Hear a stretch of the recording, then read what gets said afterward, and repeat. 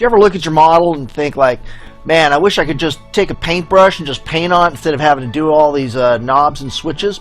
Well, that's pretty much what body paint was designed for.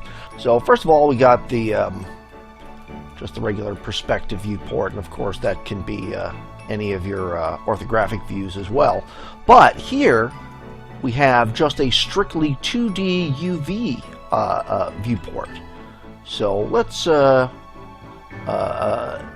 look around at some of these other things, and then I'm going to show you the difference of what this is.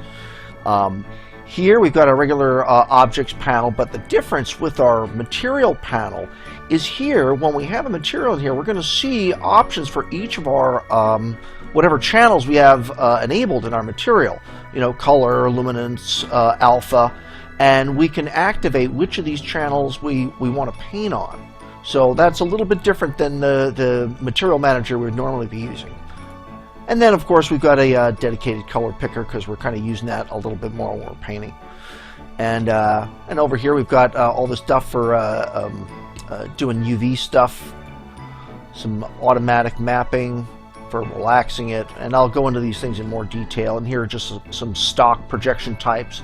A lot of times you might not really need to go in and custom UV make things. And then we have layers, just like you would have in Photoshop, because that's pretty much what body paint is. It's Photoshop with a 3D option. So, you know, if you're familiar with Photoshop, body paint is really going to come easily to you. And brushes, here we have, this is just an extension really of our assets browser. And these are all these different presets that we have for body paint brush presets. And we have quite a few here. And then, of course, you can take these and make your own, and then save them out as your own custom ones. And then, of course, just a nice selection of swatches. And you notice these are not all just colors. Some of them are patterns. So body paint has a nice selection of presets, and of course you can add to those as well. All right, so the three things that body paint needs to work is you need to have a mesh that is just a polygonal object, not just like a sphere or a cube. It has to be a polygon object, and then it has to have a bitmap to paint on, and then so let's do a test one. Let's see, where is let me go back into our standard view just for a second, and we'll just create, let's see, a sphere. And I'm going to make this into a tetrahedron. I just like the mesh layout of that. And now let's go back into our body paint layout. All right. So now here, this is a still a parametric object. We've got these sliders here to tell us what's going on with our mesh. So let's hit C. And now this is a polygon object, and by default it's got this UV tag, which contains the default UV settings of the sphere. So let's go here, we'll go show mesh. So now what we're seeing is a single side of this. Each of these different, like, let's go back before we reduce these. I'm going to make a couple copies of these, and we're going to look at them. So let's see. This first one is a hexahedron. The second one, not a standard. And this one will have some other way. How about hemisphere? All right. And now let's go through them one at a time, and we'll look at the different ways that the mapping coordinates look. Let's look at this first one. Let's see, and let's make sure we have this showing. That was our hexahedron, and that's the way this mapping looks. All right, let's try this one now, and hit C. And now look at this. See, instead, see, now let's hide this first mesh. Now you look at this one. It has like longitudinal, latitudinal lines with them all sort of pinched up at the north and south pole. So that's what's being represented in our UV mesh here. So the way to think of our UV mesh as if you had clothes that you undid the seams and laid them out flat. But of course there are different ways of making seams. And so now let's look at our other one, and here let's make this visible.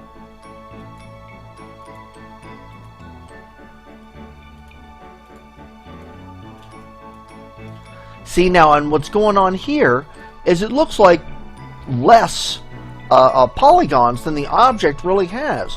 What's going on is each of the 6 facets that is making up, because the way this hexahedron sphere is made up, it's sort of like a fat cube. You know, like you see, it's got like these 6 sides that are sort of bulging out versus the original sphere, which is kind of more set up the way a globe is. So what's going on is each of these 6 sides is sharing the same UV space.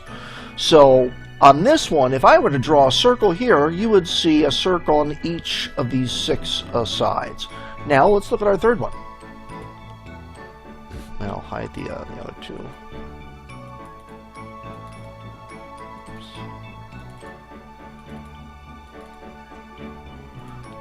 That's our hemisphere, and let's turn that into a mesh. Now look what's going on. It's not occupying the entire UV space. It's basically using that same sort of mapping type that the original sphere had with the poles, you know, with the sort of longitudinal pinching at the poles, but is just occupying half of this space. So if you had a gradient, for instance, that you had applied to this, you would have to keep in mind that half of this UV space was not being occupied. So if you had a black to white gradient, down here you'd only be at 50% gray. So just keep in mind, you know, your UV coordinates and how much space they're taking up is really going to determine the way your materials are going to look. So often, especially when you're painting materials, once you start painting, you're not really changing your UV layout too much. All right, so now let's check out the wizard, which is generally the way you're starting off with a with a project. So I'm gonna get rid of these first 2 guys here. And there's our original sphere. And look, see now here we have our UV tag, and it's showing our UV coordinates. And now these are the different types of polygons. This is let's see. Make sure I have this selected. And now here, these are just polygons, just as if I were doing polygon modeling. See, I can even move them and sort of mess up my model if I want to. But now, notice here, I've got also a selection.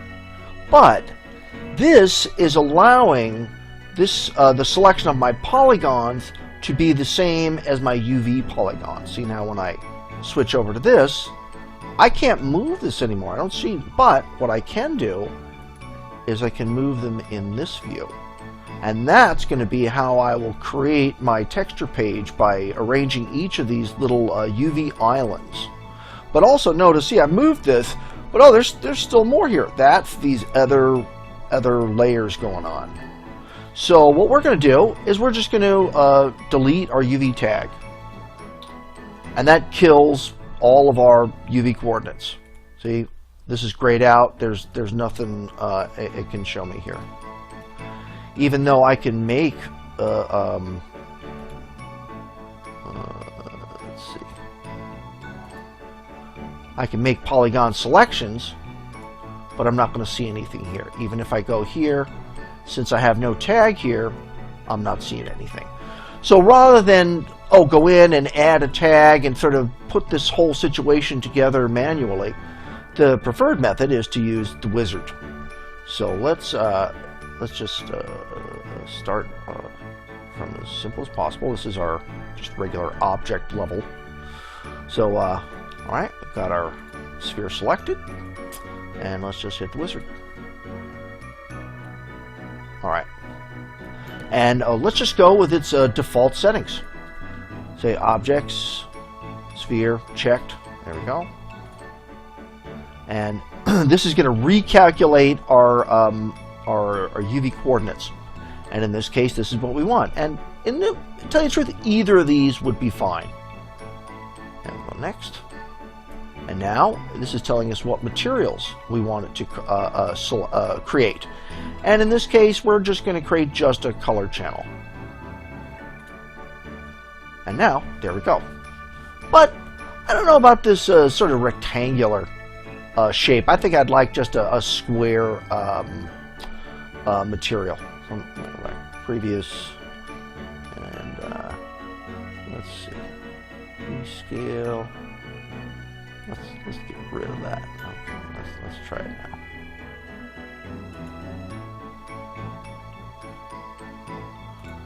Let's go back and change our. Let's see. Go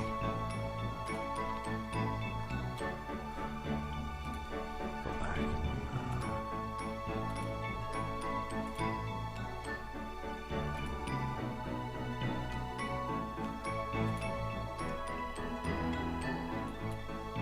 All right. Well, let's try it a different way. Let's go and select our material. And now notice this material that's created, you haven't had to save it. You can just paint something on the fly. So let's go and affect the parameters of this. Let's see.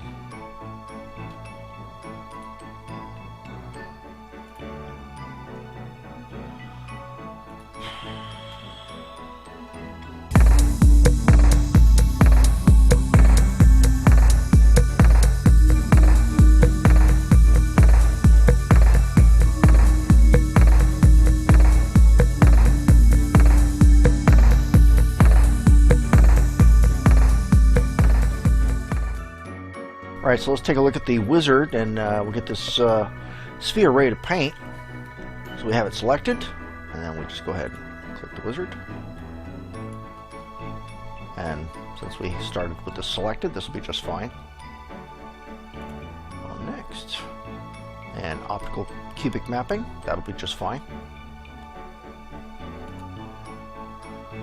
And create a material, just color, sounds good. And we'll create a square material. And finish. Close. Alright, so notice we have a new material and a UV tag. And these are our UV coordinates. So notice, since we chose this type of sphere, it kind of has like it's like a cube that's sort of pushed out.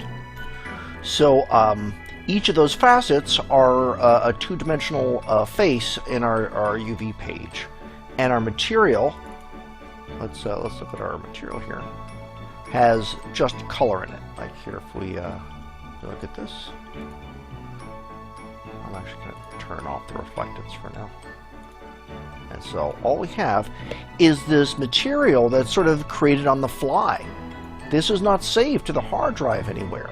So potentially, I could go and paint something up, render it, and then delete the file without having ever saved the bitmap. So that's a real strength of body paint, in my opinion. Because, you know, sometimes you don't want to have folders with just these, you know, zillions of these little simple materials that you just had to keep around, you know. So that's just one aspect. But certainly, if you're having a project that's more complex, obviously you're going to save this material out and come back and refer to it. All right, so let's just take a look at what it does, just at its basic thing. Let's look at the layers. And so by default, this has created a TIFF. But you can also save to a layered Photoshop file, or there's a native body paint format too. And certainly if you're just saving the file out, you can save it out to anything that Photoshop can save it out to. But here, let's create a new layer. And let's try some of these painting tools. Try the paintbrush. And there we go. And now you notice, here, let's make this visible here. Now you notice as I can paint in this 2D view in addition to this to the 3D view. But you notice sometimes it has a little bit of difficulty at the transitions where, you know, one edge meets the other. So that's why when you're creating your UVs, you generally try to put these seams in the least conspicuous places. So you know, there are some tricks that I'll show you for getting these edges to match as nicely as possible. But you know, that's when you're creating your UVs, you should keep that in mind. And let's take a look at the brush tool since we've got it open. So we've got this. We also have colorizer, which is nice if you've already got some sort of black and white values going on, just to add color to it. All right. So here we've got some different shapes. Which are rectangle. Cool. And then different towards. Let me make this round again. And then we have different types of fall-offs. So now see that dot versus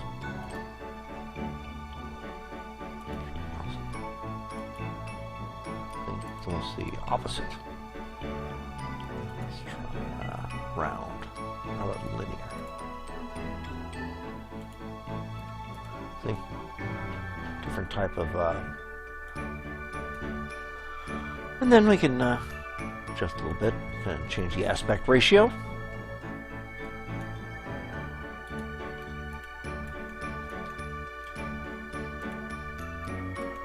And then a nice tool is, stretch this out a little bit, is let's see here. We can adjust the fall off this and make it how we like. So we have those stock ones, but this, you know, if you need to make suction cups or something like that, you just go boop.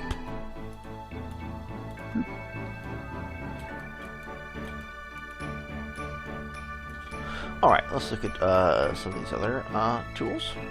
Got a clone stamp tool, which would be pretty similar to Photoshop, and certainly that can be helpful when let's see, hold on, control sample, but it sampled this area that wasn't green. All right, and then eraser, and then of course all these. See, I can adjust the pressure. You know, I just want to kind of gently nudge it away.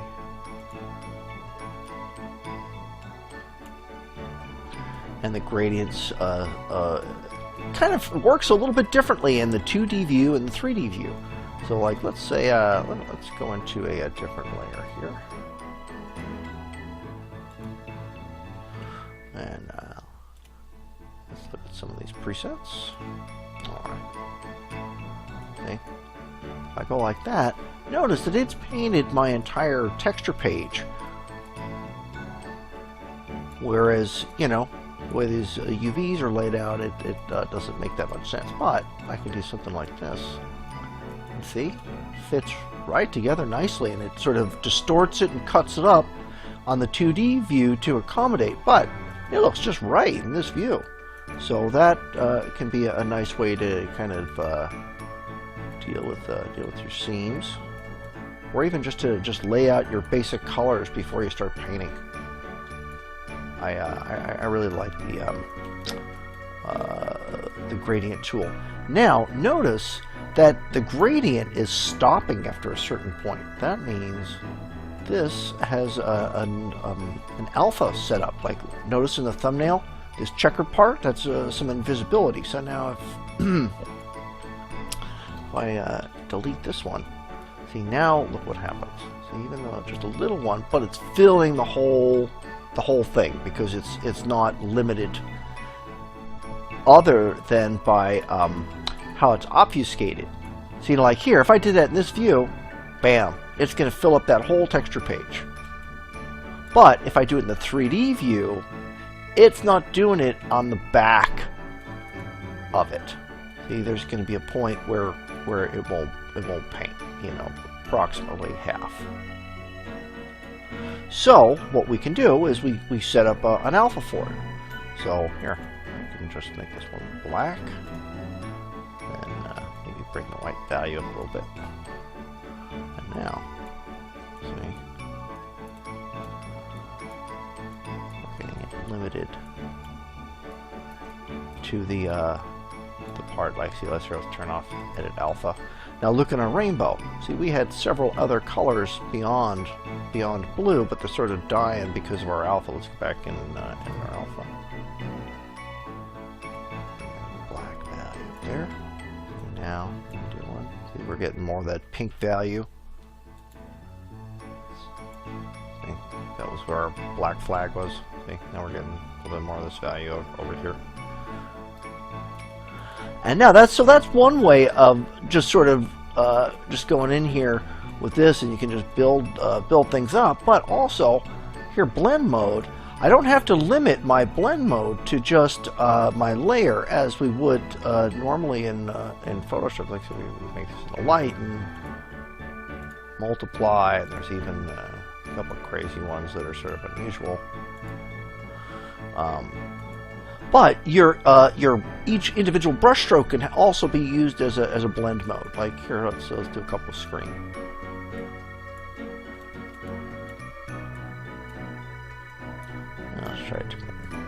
Let's try multiply.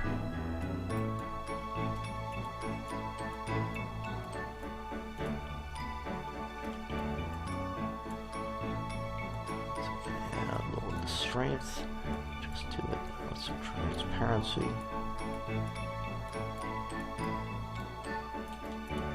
All right, so let's keep on looking at our paint tools, and you know, certainly, so making a little layer here. Actually, before we continue with the paint tools, let's look at some of our selection tools.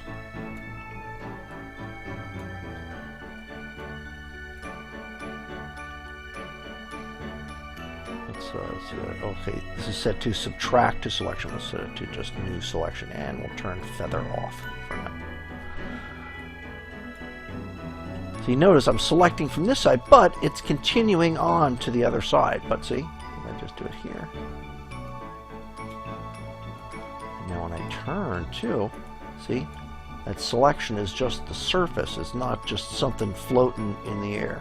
And I can zoom in here to see exactly where that selection edge is. Now, like, even if I do like something like that, where I'm crossing over into more than one of these UV islands, I can see my selection remains intact in the 2D view.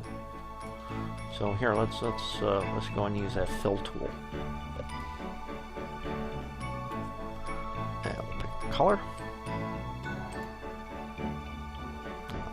This.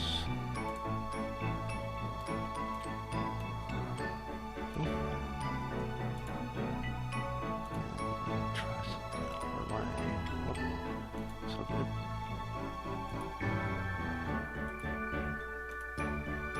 There we go.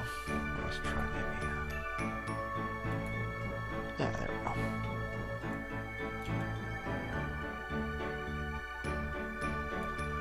And whichever, you know, once you stop rotating your view, you know, you see the marching ants.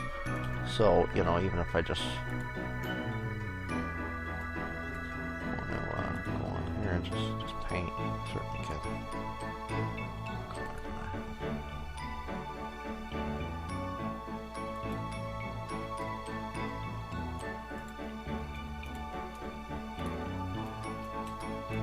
All right, let's check out some other paint tools here. Let's look at these. So basically 2 types of fill. When you use the regular fill, it'll sort of separate. Like here, let's turn off our selection here.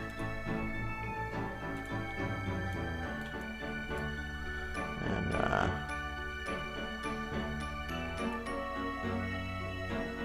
I'm sorry. All visible layers, and you have a tolerance. So see, if I start to pick a color, which color I'm using? Something that's not here too much. Yellow. See, sort of filling in these little chunks, and also it's not looking yellow because we're on this layer with this crazy.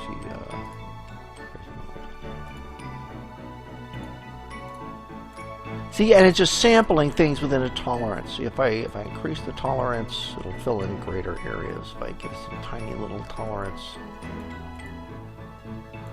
you're just going to get these tiny little bits. But now, if I just go use the fill layer, it's going to fill whatever my selection is. And here, the tolerance really doesn't matter too much, you know. And then, like, let's see, I could let's try one of these other selections. This is one that I like to use, polygon selection.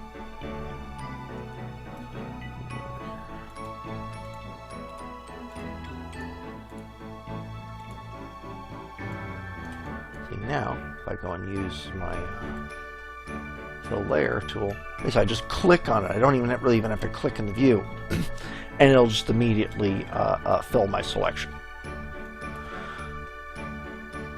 All right, so let's look at some of these guys. So first we got the blur tool. So here I'm gonna go back to this layer and increase our brush size a little bit. And once again, you got all the same attributes that you would have for just a regular brush. So often with these photo retouching tools, you're kind of working with the pressure at a lower setting. This is already kind of blurry here. Let's crank it up so we can really see what's going on. Yeah, it doesn't really look all much blurrier. Let's try an area where there's something like that. Will show up a little bit better. Let's first selection.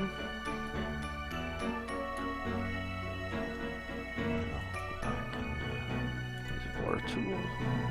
Pressure, okay. Yeah, immediately softens up.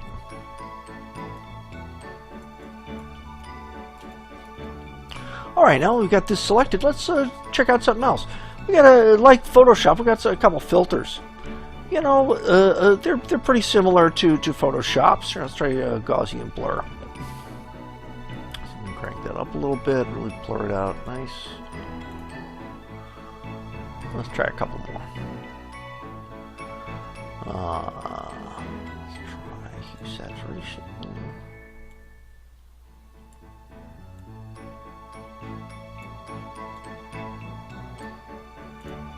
Looks nice.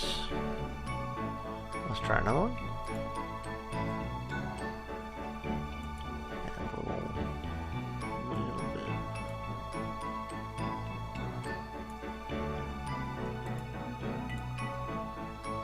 There's a little bit of noise in there. Alright, if you were going to do extensive retouching, you would probably actually bring it into Photoshop. But for most basic needs, just these few filters are really get to it. But I'm not going to go through them in too much detail. They're pretty similar, you know, unsharpen mask, emboss, texture blend. These are all very similar to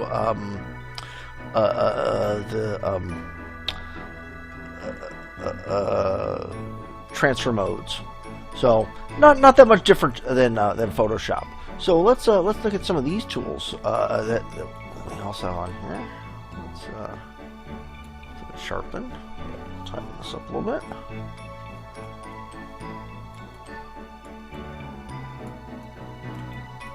And get to the point where we start getting these artifacts. And now, God, I'm just thinking of something now. Let me show you this one thing that I think is an important thing to set up in your preferences. Go to edit. It's the number of undos that are available.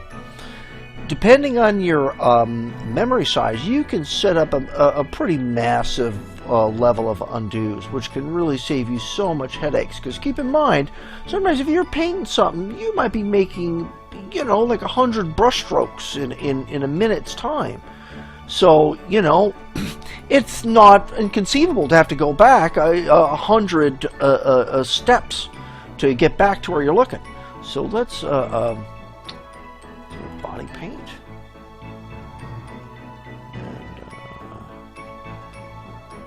And for one thing, I'm going to change the default to Photoshop. And then let's see, project border. This must be under memory. Undo depth. Yeah, see, texture undo, minimum undo. I would just start adding some zeros. The old limit used to be 2,000, or used to be 1,000. Let's see what it can handle now. Yeah, 10,000. I would suggest crank it up to just the highest level possible, and yeah, maybe give another 0 on there too. So that way, you know, it's awful if you're trying to go back into projects and you're just going back into your history, bam, bam, bam, and then suddenly it just stops refreshing. So just crank that up to the highest value it'll allow, and it looks like it's about 10,000. And minimum undo steps. Okay, that was the texture undo, minimum undo step. I don't think we really need a minimum. All right. So now, if I want to go back, I'm just going Control Z, and I'm getting rid of my artifacts. All right, and then the one I really love is the smear tool. This one is just so much just like finger painting, and especially you know when you're working in the 3D view, it's pretty cool. Just be able to blob it around, and certainly if you're using like a Wacom pad or something, you know, all your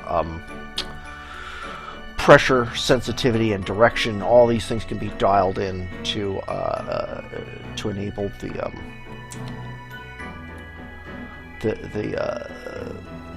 the shape and pressure can be added to that function. All right, let's check out some of our other tools here.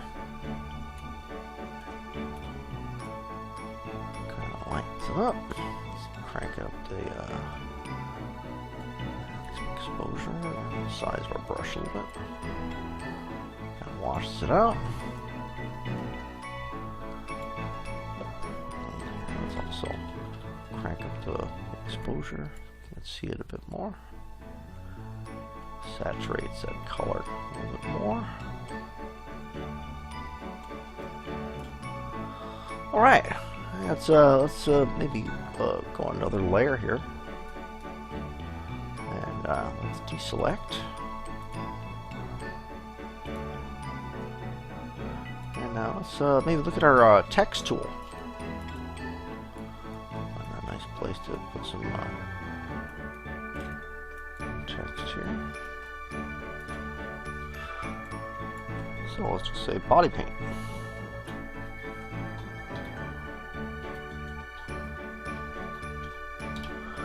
And then let's find some sort of font, and that's just dependent on what you've got loaded up. And sometimes if you got oh, here we go. Let's find something nice and bold. There, that's a nice one.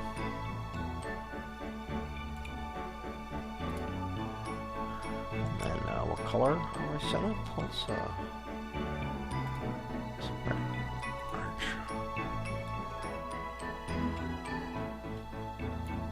See if we can either drop it like that. Set by center.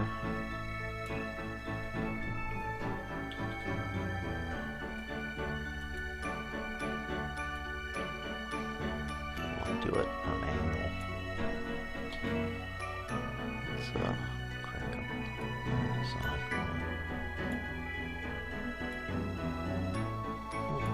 big.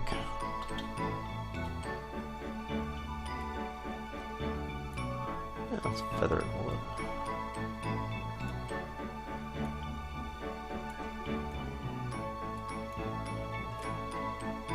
Let's see, are we crossing any islands? No, we're right in the middle one. But certainly we could. Half it's there, half it's there.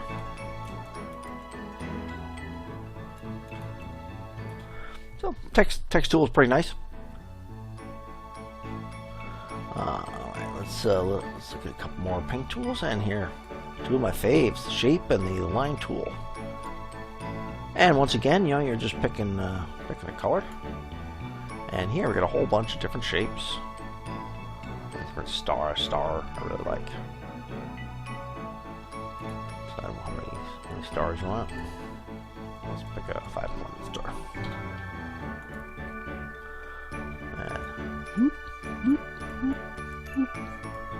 Unless I can rotate them. Then if I need to change their shape or anything, I can, you know, just go back in. Let's see, the ring is a little bigger, so they'll make a little bit of a twist. And then we'll do stroke instead. Oops. Maybe a different stroke than whatever that blobby stuff is.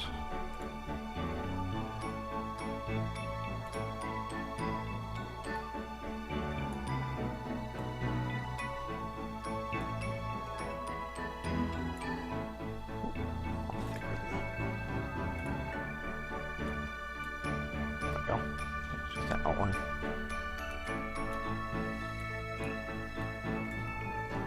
And two, this could be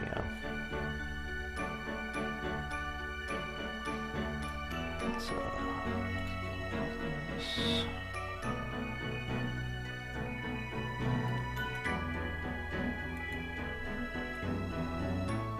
Ways of growing it out.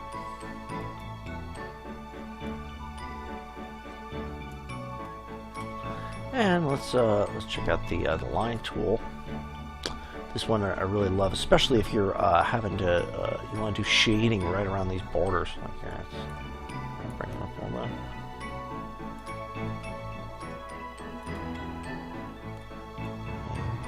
Get right on those edges. Let's.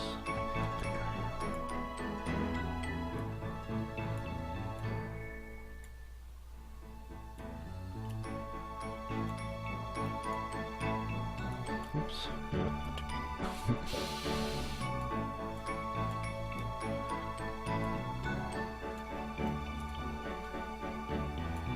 Now, sometimes having the freedom of the normal brush is nice, but sometimes your hand is a little shakier than you want. So this is really the time, you know, to use the line tool. Now you can see it's just, even though in essence I've just created a curved line, and when I look at my texture I've created a curved line, but when I drew it I was making a straight line. So depending how you see your model, you can really get here, let's just make that straight right there. See? Then boom. Makes it pretty. And this is without any snap or anything, because, you know, certainly I can do these diagonal, or, you know, I could do a bunch radiating from one point. And, you know, in a way it's almost quicker than just drawing lines with a brush, because it just clicks and it's there, and, you know, you got these nice perfect gradients. You can go in and tweak these two values to get the sort of fall off that you like. But I really love the line tool. And then sometimes, oh, you're getting this crazy massive color, but it's like, oh man, I really love just that one little reddy green there. So, you know, I can just go there and just make sure I've got that safe.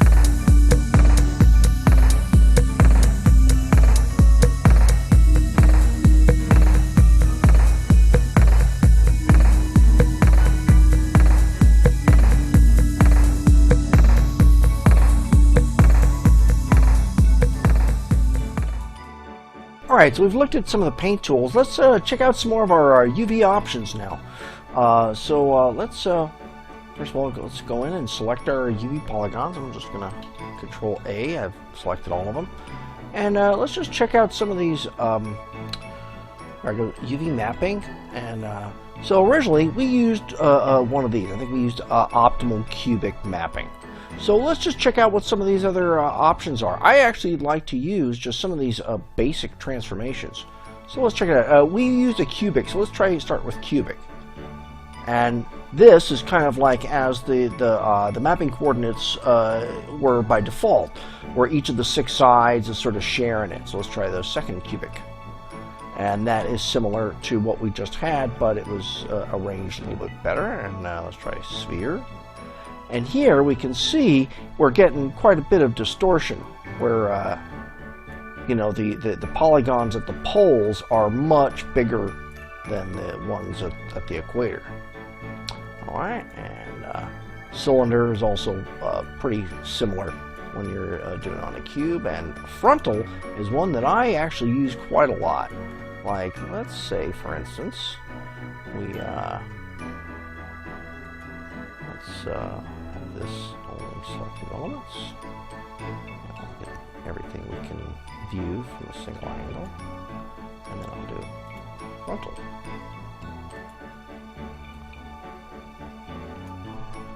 See, and then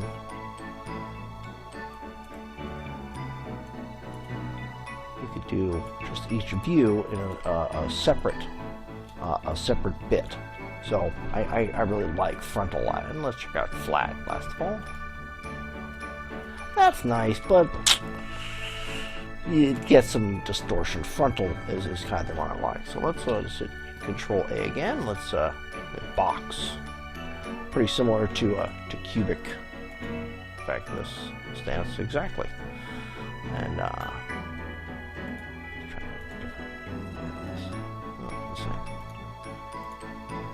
let's try shrink. Yeah, usually this is only if you want to do some kind of psychedelic sort of effect. It's rare that you would use a shrink wrapping for normal sort of mapping. Now, another tool on here that is one that's especially nice for complex models, where you wouldn't just be using a single UV type for the entire model, is first we would just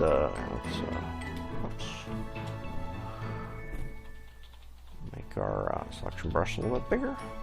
And here, I'll just select a few. Go and deselect. I don't want. Alright. I'm just getting just this front panel.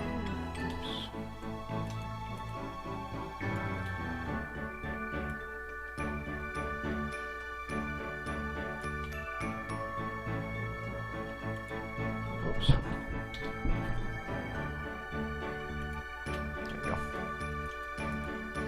Alright, now let's go into UV commands, and don't worry about this stuff for now. What we mainly want to work with is our interactive mapping. So we hit Start Interactive Mapping.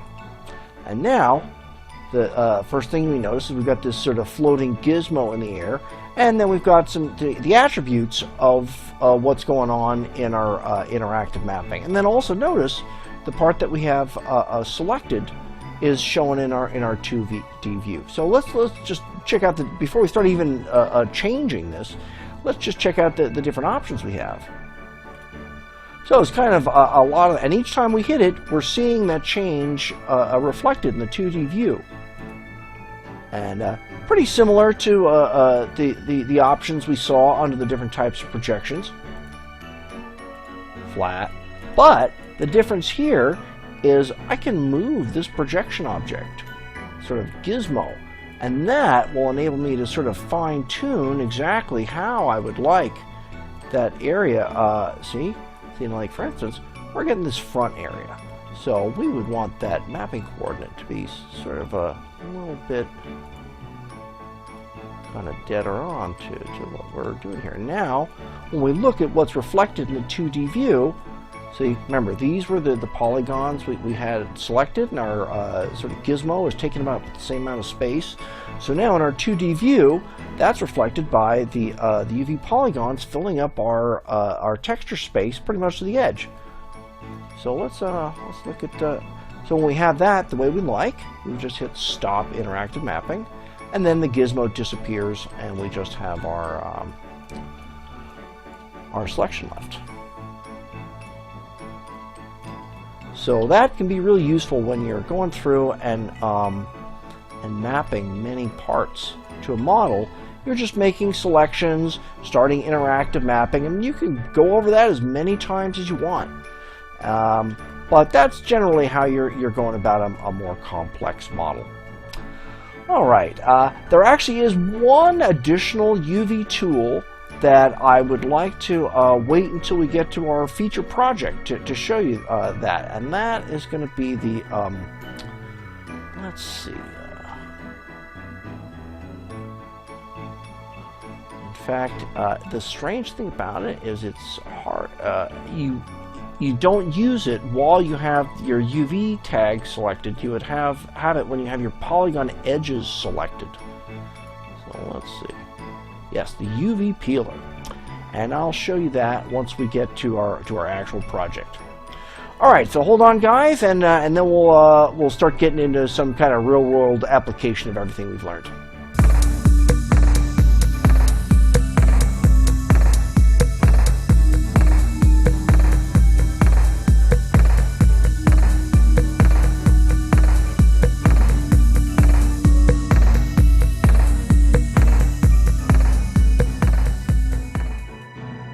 Alright, so let's jump into a little bit more of a real-world application of body paint here. So here we've got a nice bit of mesh here, a forearm-hand combination with no UV tag and no material. So let's get started like we did with our example scenes. Let's select this. We'll use our wizard.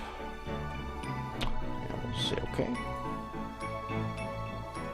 And we'll just go with the default mapping, which will be changing, and I'll just allow it to make me a color channel, and there we go, we're done. Alright, so let's make sure that we have our material selected,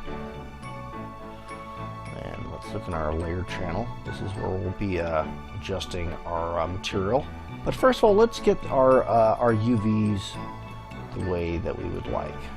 This is nice, but this is not what we're going to be using. Alright, so let's choose geometry polygons, not UV polygons. And just click somewhere off it. And make sure this is checked. And at first, we're just going to be doing the UVs for the hand, and we'll get to the forearm later. So, just try and hit it. We'll go back and deselect the ones that we don't want by holding down Control.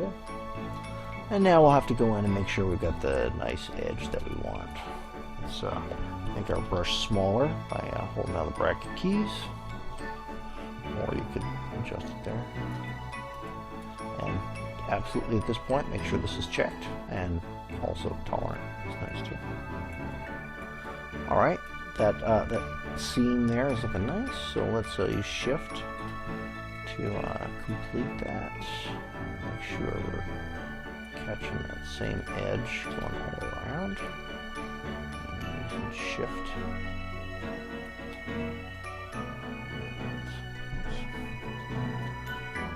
Looking too many on the side. Use Control, deselect.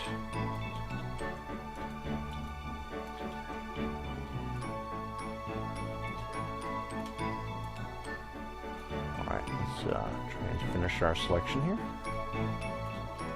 Shift to add, Control to get rid of. And sometimes some of these extreme perspectives can be very helpful for making our selections.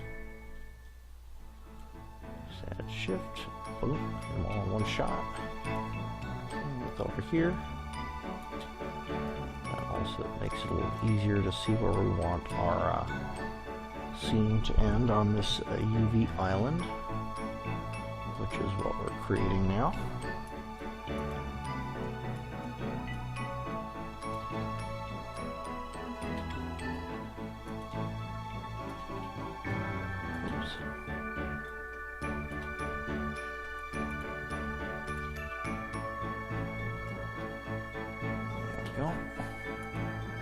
Back the hand here.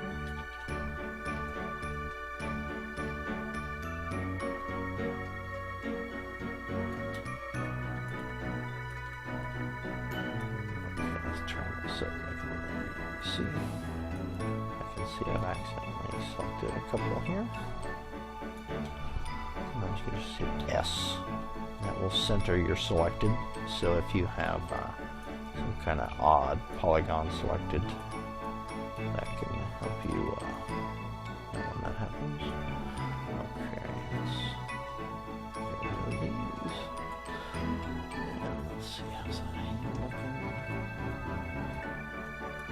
Yeah, I think this is what we're looking for. Let's see how that side's looking. Yeah, that's looking right. And it's in between the fingers, because that's the places you're likely to make mistakes, in the places that are hard to see. Like, look, see right down there? Looks like I missed a couple. Or did I? Nope, that was just seeing it weird. All right, so now let's change our view so we're sort of looking flat right on it. Just like that. And let's go into UV mapping, projection, and let's use frontal mapping in this case. All right, now I'm gonna, oops, let's change this to UVs. I have it to set to transform, and let's just set this to one side for now. All right, back into polygon mode, and go select geometry and invert. And now mainly we just want the back of the hand, so now we'll go ahead and deselect the forearm ones. Let's uncheck that for now, and then just hit control and deselect, and make sure start getting up to there. Put this one back on and do it nicely.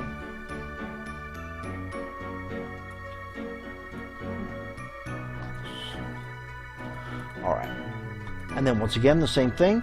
We want to be looking flat on what the geometry that we have selected as much as possible. Obviously the thumb and the outside of the fingers are curved a little bit, but we'll adjust for that. Just kind of give it a dead-on look, and then frontal. That's giving us just what we want. And let's take that out. So, oops. Let's go back to polygons. You could have done the projection in this, but it'll work either way. But just in terms of moving these things around in this view, you have to be in UV polygon mode. So, you know, from like this, it's not going anywhere. If I go here, just move it where I like. All right. So now let's look at our remaining polygons. First of all, make sure that they're just the forearm, everything's even, we don't have any weird little missing ones, there's no little extra ones up here. Alright, so that's looking good. So we're getting ready to use the UV peeler now on this, and what the UV peeler likes are basically like square bits of mesh. So obviously this isn't square, it's in the shape of a forearm. But now you look, there's the same number of polygons at the top as there is at the bottom. So the idea is, what the UV peeler does, even if this were like snake shaped, this UV peeler would still work. So what it needs is, one, is a UV polygon selection, which is what we'll actually be creating coordinates for. But it also requires a geometry edge selection that will be where it unwraps from. So now let's create that. And obviously, as with all UV seams, you want to try to put them in the area that will be least visible. So I'm saying that will be on the back of the forearm. So now let's go to select geometry, and let's try loop selection. And say stop at boundary edge, and let's just hit that. Alright, like that. And then we will just get rid of what we don't need.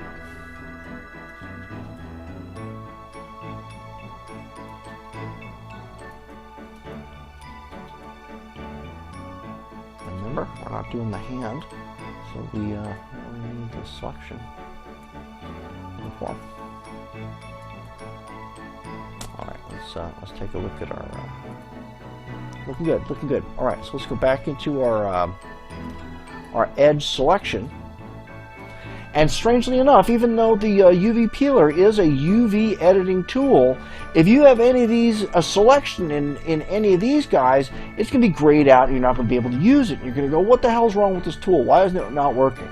So this is the way to set it up. You already have your polygon, your UV polygon selection set up, but you have to be in this edge selection showing where the edge of your seam is going to be to have that accessible. Now we go to UV edit. And there we go, UV peeler. And we just click it, and bang, we get some crazy colors here. And we don't see what's going on until we kind of move one of these sliders a little bit. Now we start seeing what it's doing. So it's actually upside down. This is the wrist part. Let's see, now look, I can kind of average it out. I can stretch it out. Do I want it more just a rectangle, or do I want it kind of, you know, to take up the whole UV space, or squish it down a little bit? See, now I'm probably going to have the hands fit in there, so I'm probably going to need something like that, and the hands will fit in about a space like that. And now this uniformity stuff is nice. Well, less so that. See? Maybe a little bit tapered, but not quite as much as it was in the wrap. So now that's, let's see if we can maybe invert. Oh, this one. There we go. Now that's looking exactly what we want. Equidistant? I'm not so sure about that. I kind of like some of those variants in it. So I'm going to uncheck this. And that's looking pretty nice now. That's looking exactly the way I would like my UVs to look. So let's just click on UV here, and it's just looking like regular mesh. We have no access to the UV peeler, but we've got everything we want out of it. So now I'm just going to move this into space here, and what we'll do now is we'll just use our non-uniform scale to make it fit a little bit better. And with non-uniform scale, where your cursor is really affecting which way the thing's going. So if you're in the middle, it'll just grow from either side. But if you're grabbed from a corner, you know, you can, that's how you can really snug it, you know, snug it into the space, right? All right, so let's get these guys in place. But now, we're going to do an additional step on these hand pieces before we place them here. Because you notice, we did that front projection. See, we're getting some wrapping and some sort of squishing. Like, that's looking too bad. But look at this. That's pretty squished. We're not going to get good results with that. So let's use a select. We're in our UV polygon mode, and a keyboard selection for selecting just like an entire island is you hit Alt. So instead of having to scribble around and maybe I missed one or something, that's the way you select the island. Now let's check out the relax tools. So these have different algorithms for calculating it. They're both nice. Just depends on which one you prefer. Let's just leave this for now. I almost always suggest leaving this pin, because here let's take it off and let's just see what happens. it tends to get a kind of a lot of distortion with that. So here, let's see, pin border points. Let me try it again. Now that's kind of getting a little closer to what I want, but I'm getting a little bit of mush here in the thumb. Let's try this other version. Yeah, we're still getting a mush in the thumb, but the other fingers look great. So let's just hand adjust this. Go and use the magnet tool. And let's got bell. Let's try bell to begin with. And I think our brush size is a little bit too wide. Oh. Let's maybe try the needle.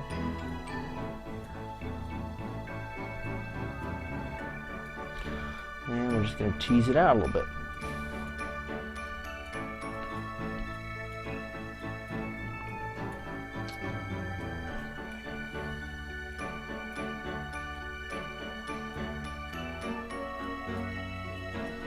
There we go.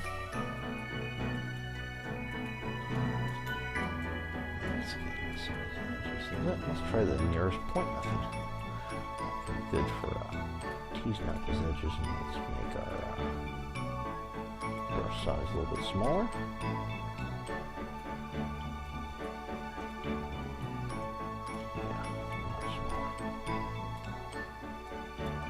And you notice, look, see, I'm not actually grabbing it, I'm just going like that. And that enables me to get those outer edges that it's so hard to make the distinction between. See, now they're separating. See, I'm getting some separation in them. And now some of these where you can see they're completely overlapping, what we can do, that is the time to get into just our UV point mode. And I can even, there we go. Just go and select them. And just move them out. Although, in some ways, it's a bit tedious being able to do just exactly what you want without having to mess around with any tolerances or fall-offs is also nice.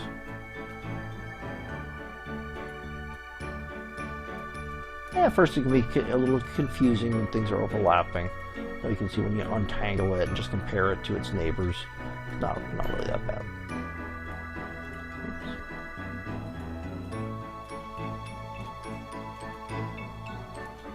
All right. Yeah, so it's a bit nicer. Oh, see. Mix up all the time here.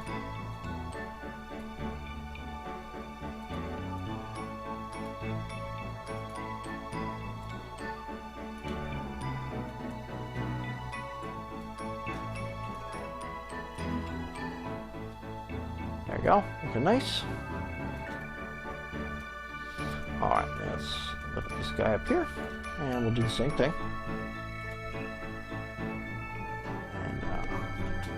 Space bar to enable selection, and use Alt to select the whole island, and then let's try apply.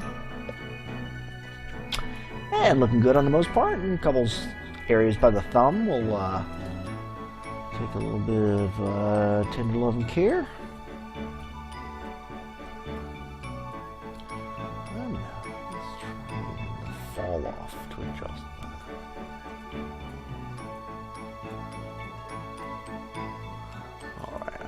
Go in and just do it by the points.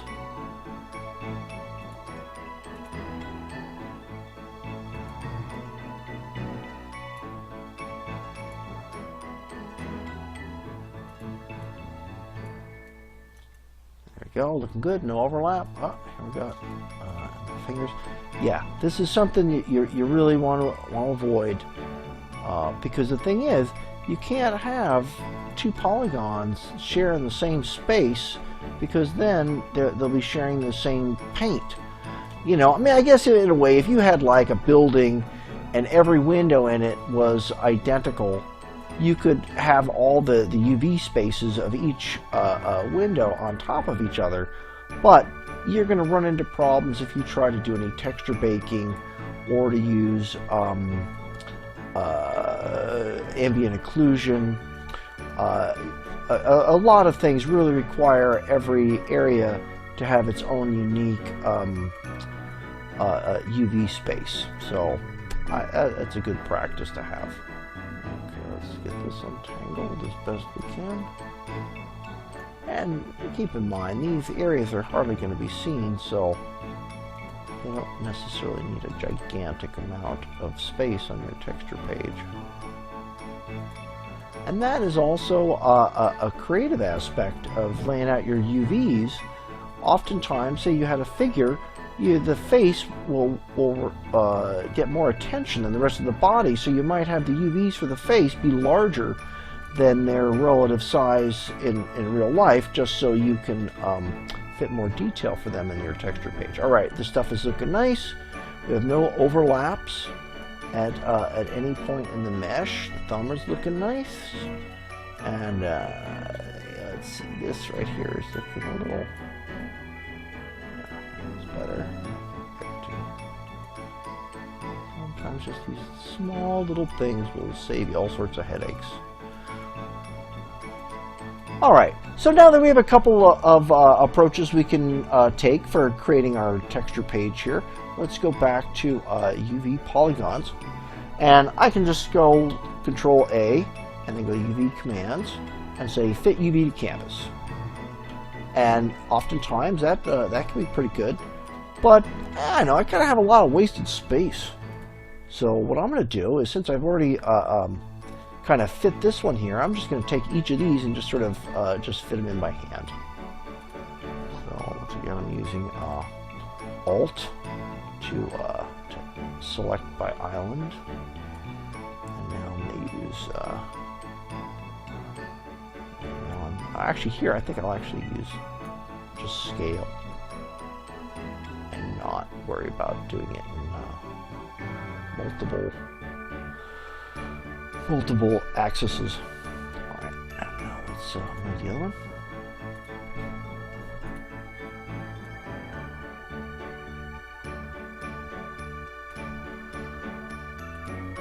Shrink you down so it fits on there. Alright.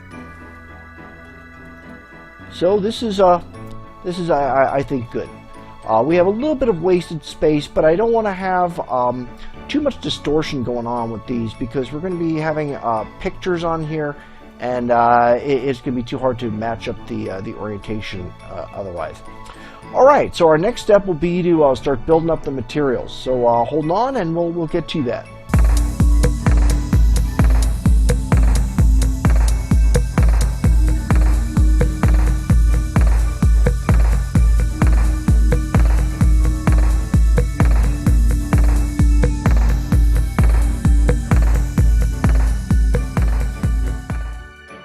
Alright, so right off the back, let's start laying out some basic colors on our guide here. So we've got our UVs laid out the way we want. Now let's start setting up a material. So we'll see we've got a material, but there's nothing going on in it. So let's go into our color channel. Say create new texture.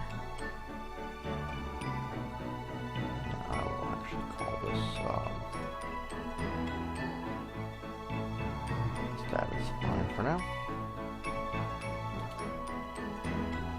And now let's go to layers. Basically, it's created a Photoshop document with the background layer being white. So let's make sure that we're looking at it. And let's create a new layer. And let's take a look at some hand reference colors, and let's find just like a nice base color to use. Some this kind of mid-tone skin is nice. Right.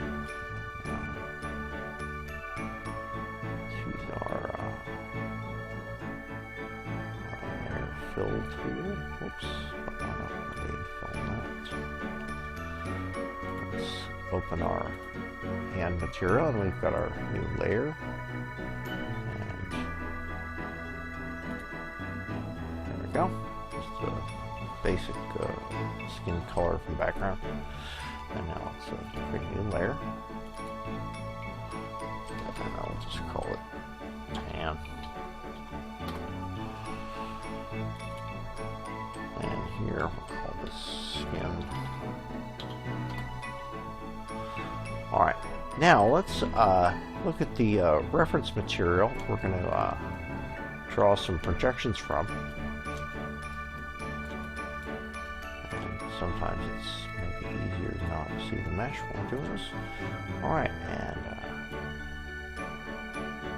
let's look at our polygonal lasso, and I like to have a little bit of feathering, 3 to 5.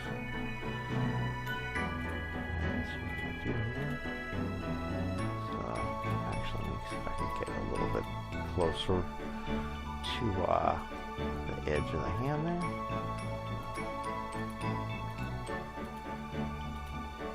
Something like that.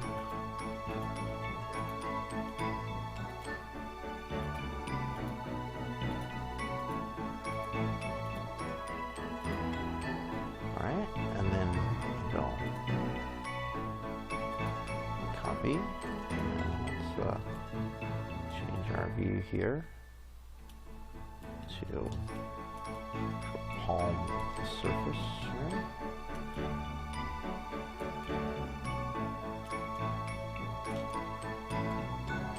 And now let's go to materials. Make sure that we've got our pen icon here. I'm going to be selecting the layer that we've got intended here. And now let's turn on projection painting. And then make sure your cursor is in the sphere, and then just hit paste. Now let's move our projection over here. And if you want, you can hit a shift to maintain the aspect ratio, but in this case it's okay. So distort it a little bit. I might try just a little bit to get to fit the way I want. Alright, and then just say apply. Alright, and let's see about getting that forearm. Let's go deselect. Let's take make sure we got this.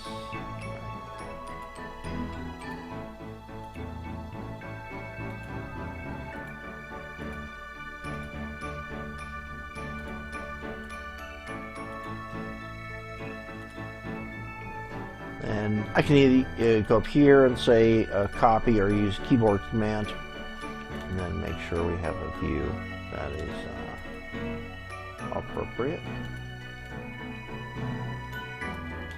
And still got this active, and Control V, or I could go paste, and let's see if I fit that on there.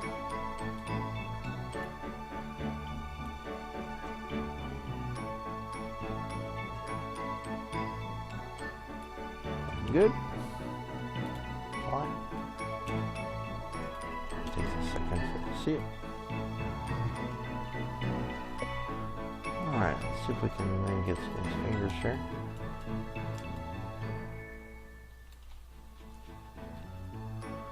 Alright, deselect.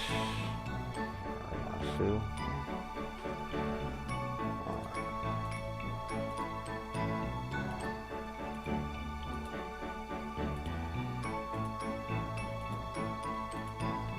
Now I'm copying, and let's get an appropriate view.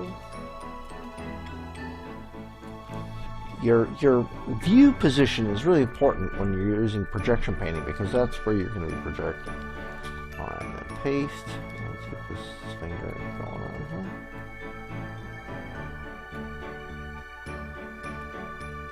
And try to avoid hitting the edge, because you can get a little bit of either a hard edge or just some artifacting.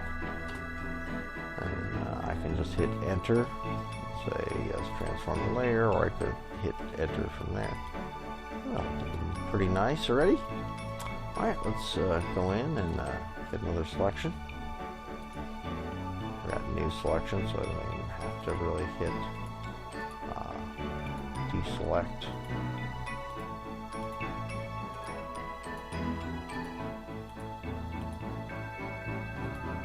Alright, copy. Nice view available. Nice. And paste. Right there. Stretch it out to fit nicely.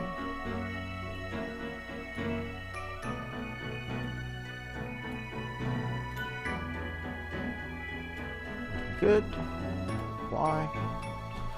Okay, let's keep going with these other inner finger surfaces.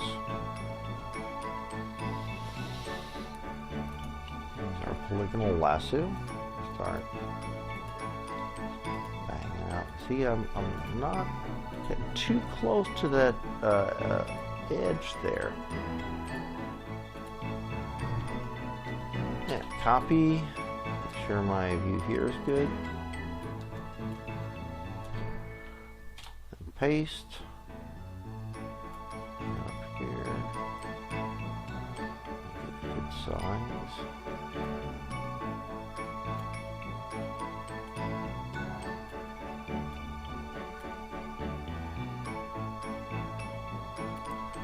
Looking good. Apply. Our hands looking nice already. All right, let's look at our forefinger here.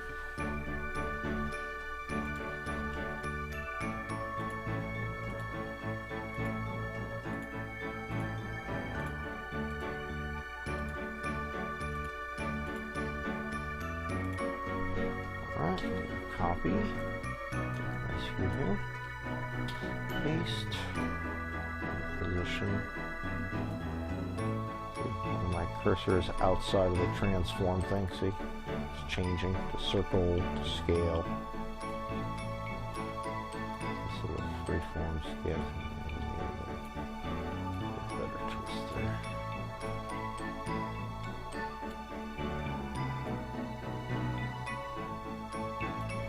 Looking good. Why? Hands looking nice already. Let's see if we get the thumb. And let's see, for this one, I might actually use thank you.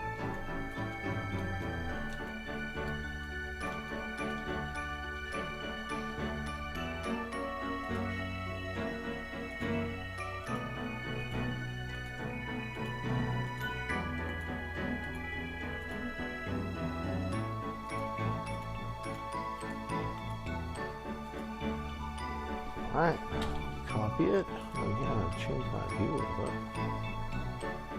Like that. Paste.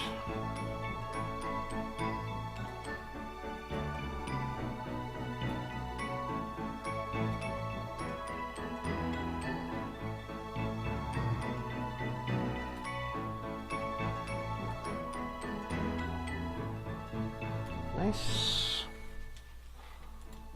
Apply. Okay, got a little artifact in there. I'll have to clean that up down the road. But don't worry about it. It's to be expected. And as we continue with the lesson, I'll show you how to clean that up with a couple different tools. All right. So we've got all the front surfaces. Let's look at the back surfaces now. I'll kind of build it the same way. I'll start with the back of the hand. That one's got a nice one.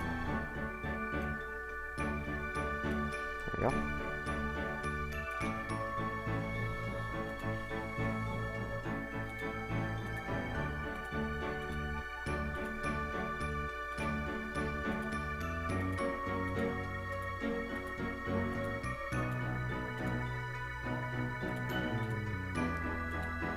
Alright, and copy. Get a nice vantage point to project this. Paste.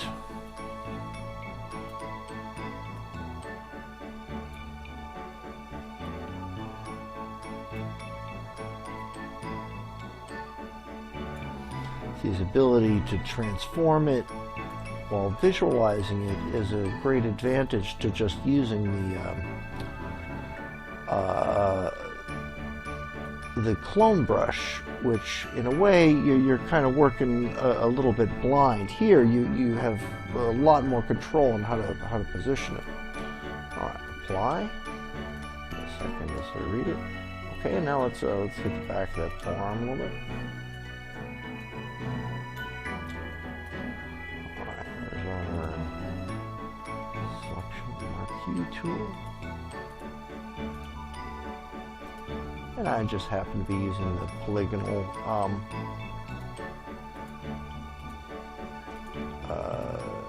selection tool. There's also the lasso tool, and that'll work just as fine. Or some combination of the square rectangular marquee tool. Alright, copy. Let's make sure we have a good vantage for projection. And then you see, each time I move, it sort of like blinks and it keeps doing something here. That's it resetting the projection plane. All right, so now let's paste. Sitting on there, nice.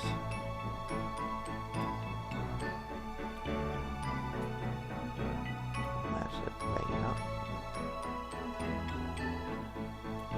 Good. Apply.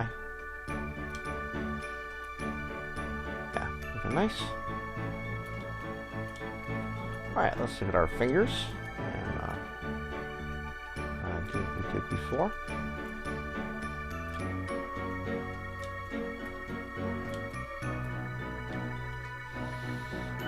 These are polygon lasso.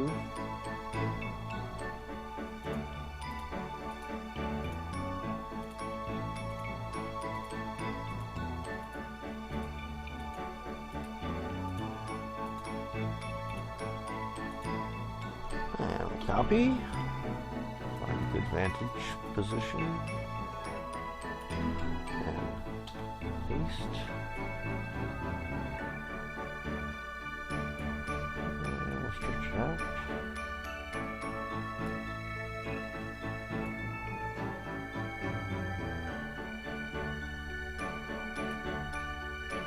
Good.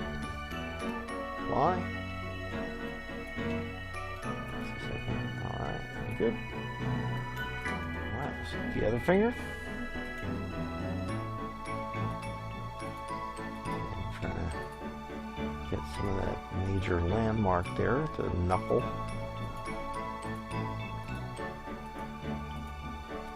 Trying not to get too close to that edge there on the fingertips. This can be a little tricky. Alright, there we go. Copy. Our vantage. Nice. And paste. And position.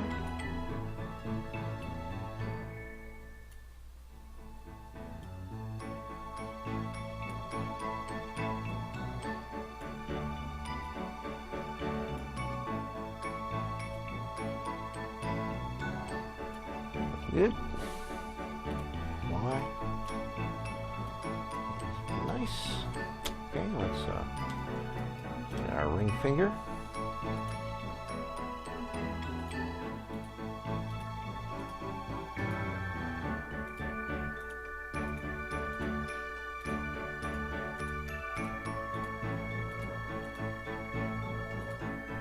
And copy. Just our view. Paste. And that piece over there.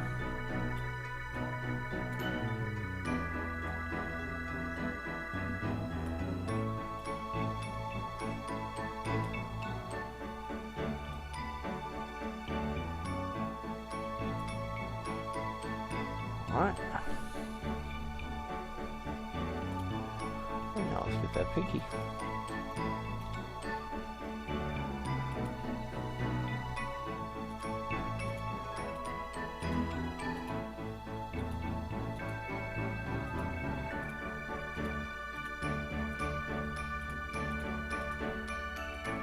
Alright, now copy. Get a nice vantage point. Paste. And position your paste.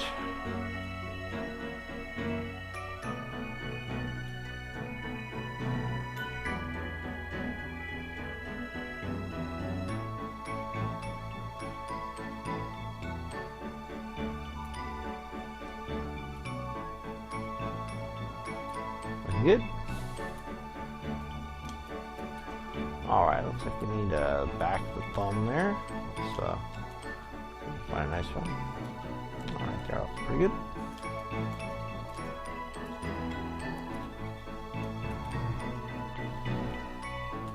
We need that, a little more of that, back that hand through.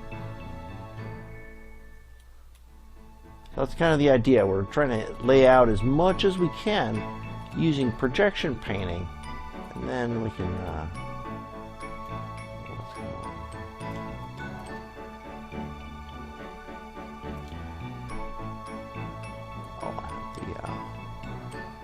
the lasso in the polygon section.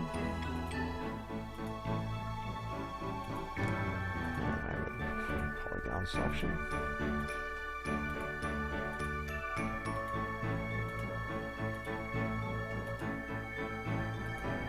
Alright, copy. Let's get that positioned close as we can get it. And paste.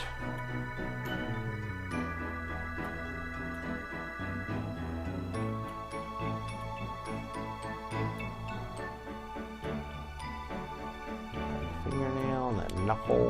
I'm kind of using as my landmarks here. And then apply.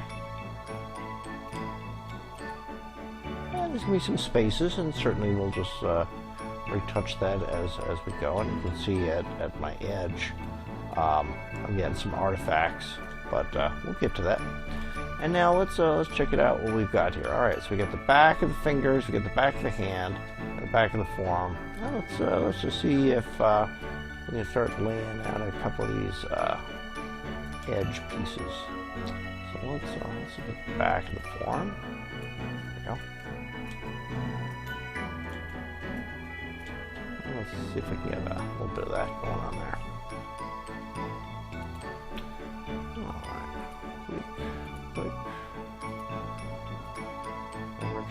Get too close to those side edges because you don't want to be sampling the white. And remember, we've got a feathered edge here. Alright, get a nice dead-on perspective. And we'll copy, bring our mouse here, then paste. Let's get a nice position on this guy.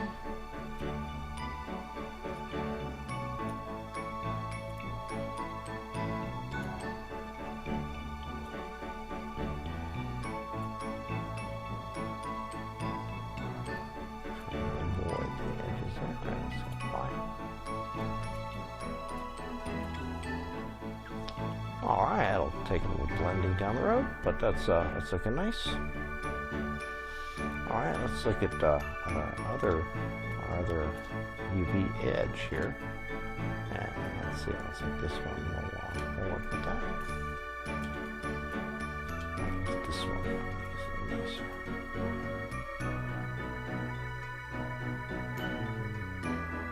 Let's see. Let's try this one.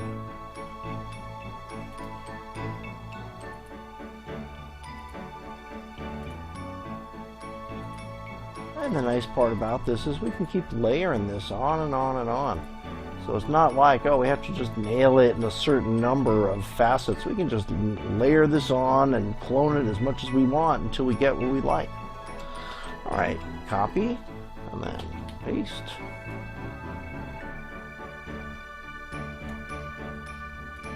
And that's kind of what I'm doing at this point. I'm just sort of blocking out just my major colors and textures. I can start. Alright, it's starting to come together. I'm covering up most of the areas that have just that single texture. And then at this point, let's see what we can do with the back of that hand there. Use a little bit of something. And that's the idea. We want to just try and get as much as we can with this projection painting. And then once we start getting too small of details, we'll go in and we'll start using the clone brush, and that also can be used in the in projection painting. position, and then paste. And projection painting is especially helpful when we are painting on these areas where we're having two UV islands meeting. Filling up that nice hyperthermal eminence. And apply. Okay. No material covering. Now let's take a look at what's going on in our material that we're actually painting here. See, so right where it's meeting, especially these ones where they're meeting, this is normally a very difficult area to get to match, and with projection painting, it's really just a snap, just to just copy and paste that on. All right, well, I think we've got a nice start on just our basic materials.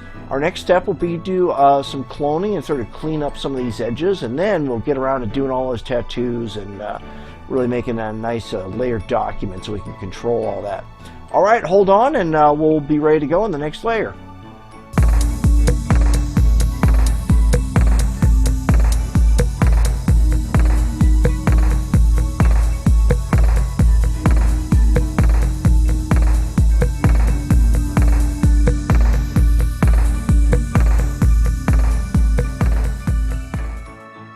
All right, let's continue with our hand here.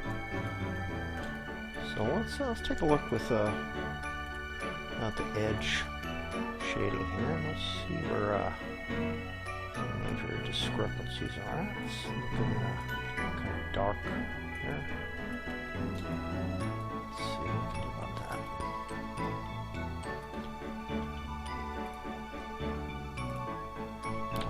Let's get our hand texture. So let's see, that's the thumb side. I'm gonna maybe use this one this time. Let's use the polygonal neurons.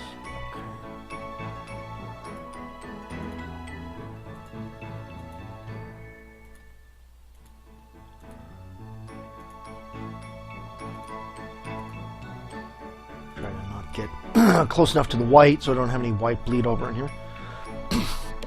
All right, copy, paste. All right, let's spread that out a little bit. Try not to go over the edge too much if we can. Like there, I think I actually got more of the dark stuff than I want.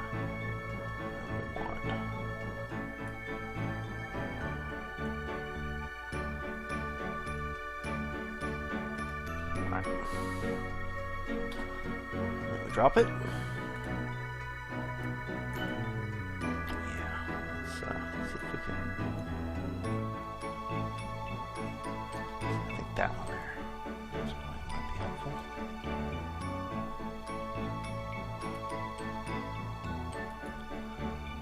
You know, ultimately, we'll be getting down to using the clone brush too, because we'll only be able to get so close with this. But in a lot of ways, this sort of copying and pasting technique is almost like having like a giant clone brush.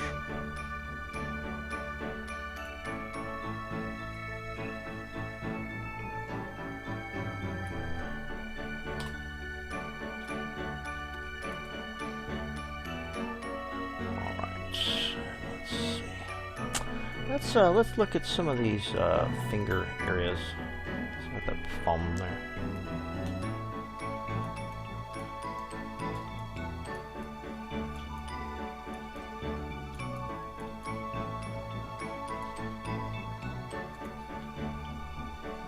Let's see.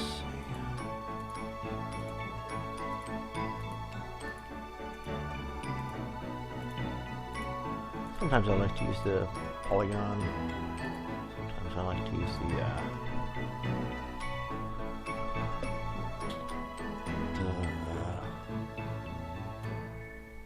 the lasso. All right.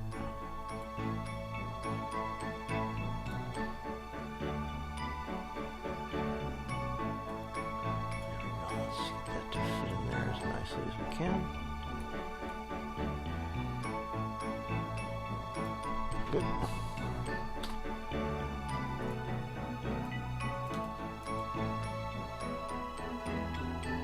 And something I'd like to mention too, like let's go and take a look at what we're painting here, and let's also take a look at our mesh. Now, if we want, we don't have to do everything with just this projection painting. See, we can go in here, for instance, and just turn off projection painting.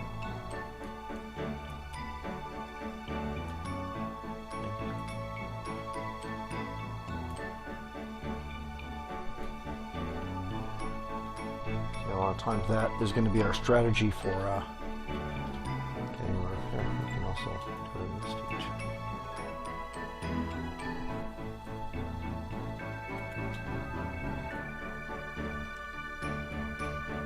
Paint over. So nice smooth. And now, when we get to these areas where it's where it's like the edge, whereas the two pieces meeting, then we're probably going to have to use our projection painting. But let's take a look at what we've got here. We've got a lot of weird edges here, so I'm going to try and use our copy and paste method just in our 2D view. So, but that'll mean we got to sort of jump back and forth. So here, let's not see that for now, and let's see which area we're going to do. Okay, the palm surface.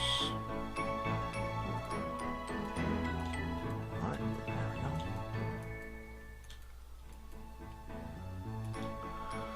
And let's get our polygon brush.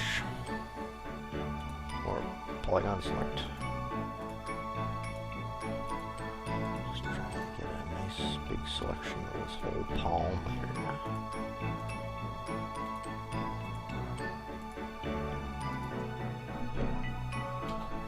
Copy it, and then I'm switching over to my material here. And here, since we're not using projection painting for this, I would actually create a second layer, and then paste,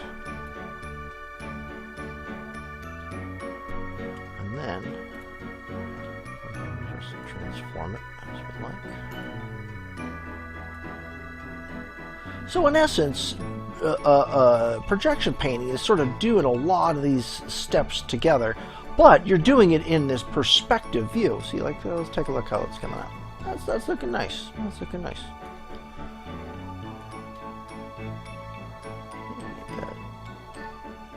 And it's kind of dealing with some of these issues where we had the multiple projections sort of crossing over one another. Nice. Let's see. Yeah, looking good. Oops.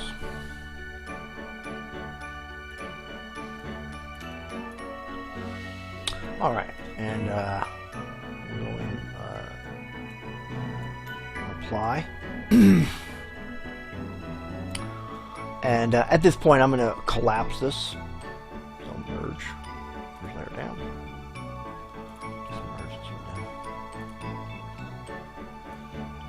And I'm going to go in and try the same technique with the fingers.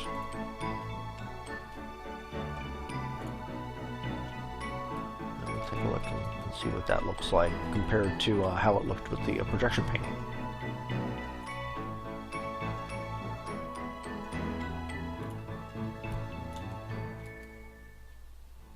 And just sort of ignore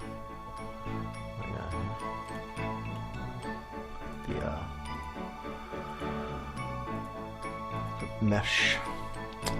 You know, sometimes you might want to do more sort of photo retouching than body paint is capable of. And I'll let me just finish these fingers, and I'll show you a technique for that. So once again, copy, switch your material, new layer. Oh, I guess I didn't really need to make the new layer. Just pasting it created a new layer. And then let's use our transform tools. And notice, see, we're able to see it in our perspective view at the same time.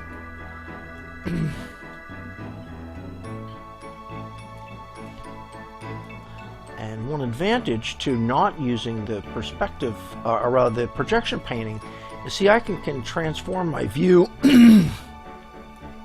where I wouldn't be able to do that in projection painting. I'm kind of stuck with a single camera perspective, which, you know, I mean, that's kind of the concept and how it's working. But it's nice to have an option. Bottom creases down. Good. Yeah, that looks nice. Okay.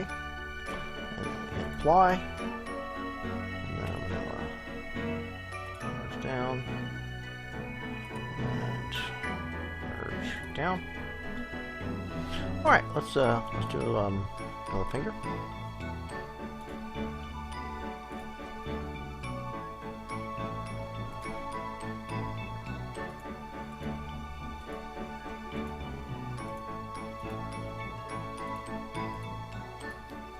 Just below that crease, so make sure I got that.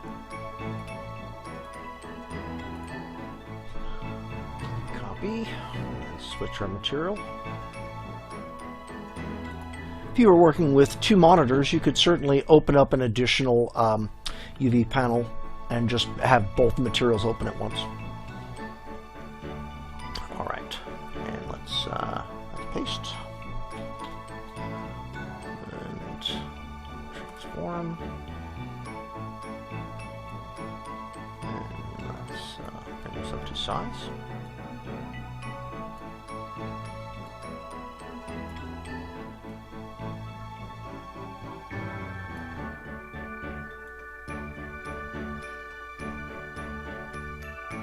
See, now you notice while you're transforming, your material is a little bit lower res, and it's kind of some artifacting. That's normal. It's not degrading. It's just trying to be able to show it in real time. All right, that looks nice. So we got our creases where our creases are supposed to go. All right, we'll hit apply, and then merge the layer down. Let's see how this looks like.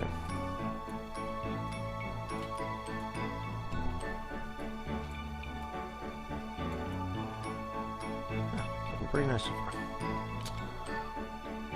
All right. Let's look at that ring finger.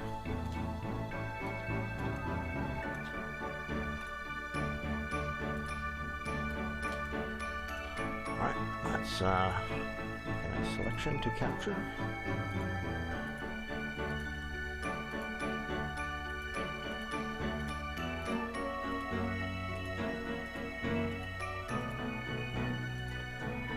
Alright, then copy. Paste. Oops, we're not going to be doing it this way. Let me not do that. I get so used to doing a certain workflow. All right, let's try our material here. Paste and transform.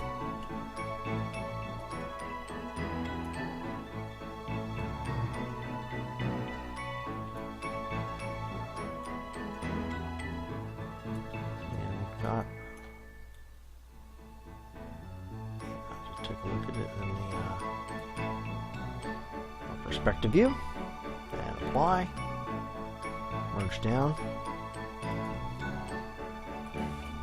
All right, now let's look at the pinky.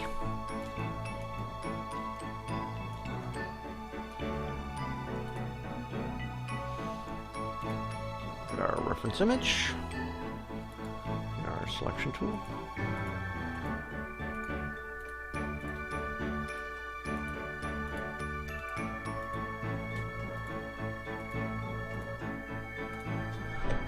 Copy, switch materials, paste, transform.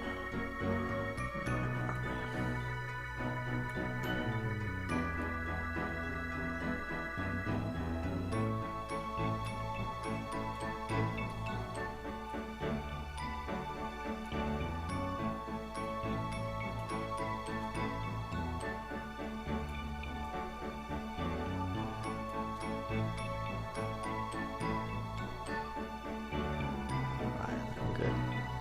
A lot of times I'm transforming here, but I'm looking here.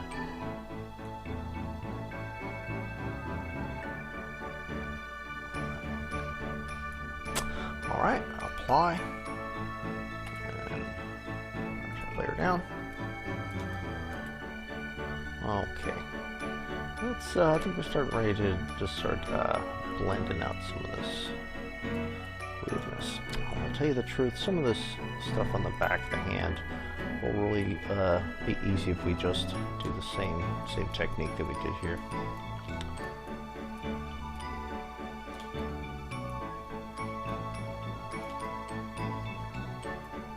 So let's go back into here. There's our top of our hand.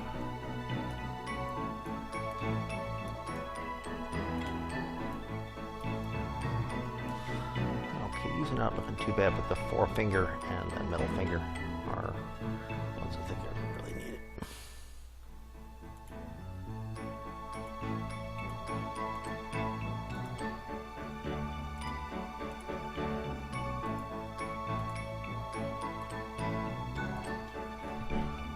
Copy.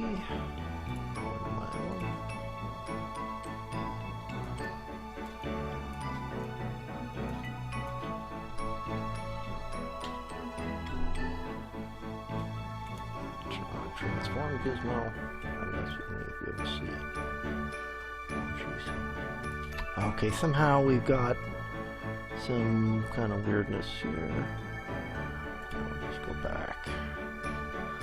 Let me see what the problem is here. I did not get a good selection for some reason.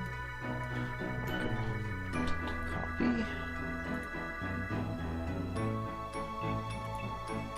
Here.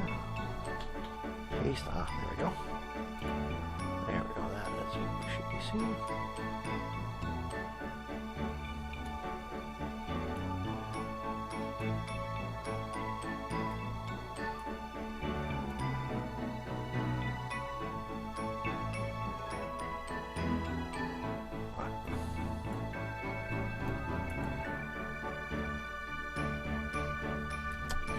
Hit that one next.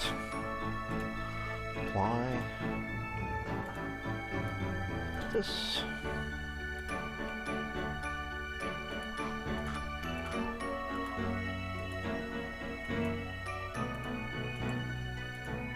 I'm not trying to get that whole finger, just thinking of the damaged areas.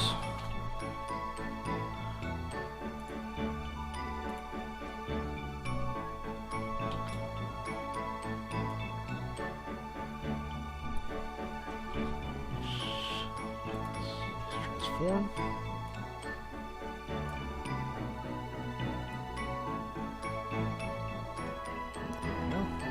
It's fitting in nice with the previous one. Alright. Yes. Apply. Merge down. And merge down.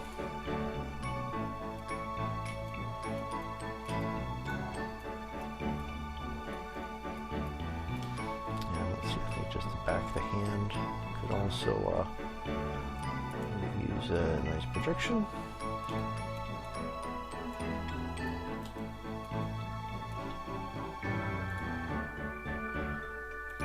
Sometimes just using the projection painting is just a little bit quicker than adding those additional steps.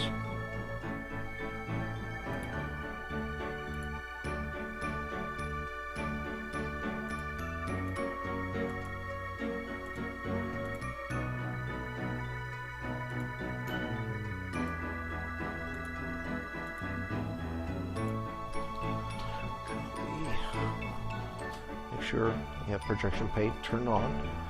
And you notice we're not seeing our whole plethora of layers. We just have our single projection layer. Right? And we paste and place that as we like.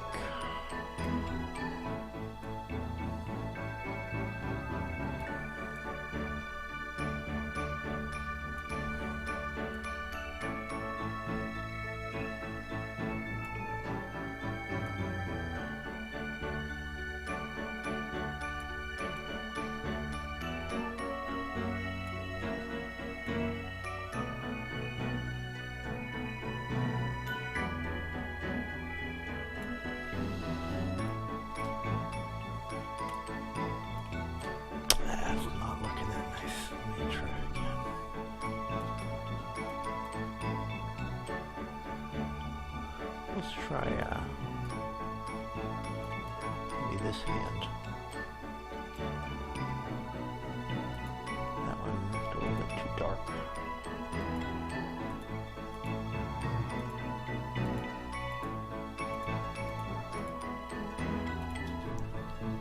Copy.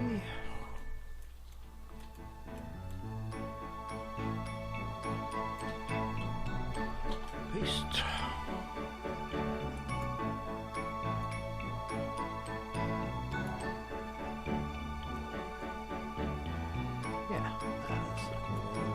Sir.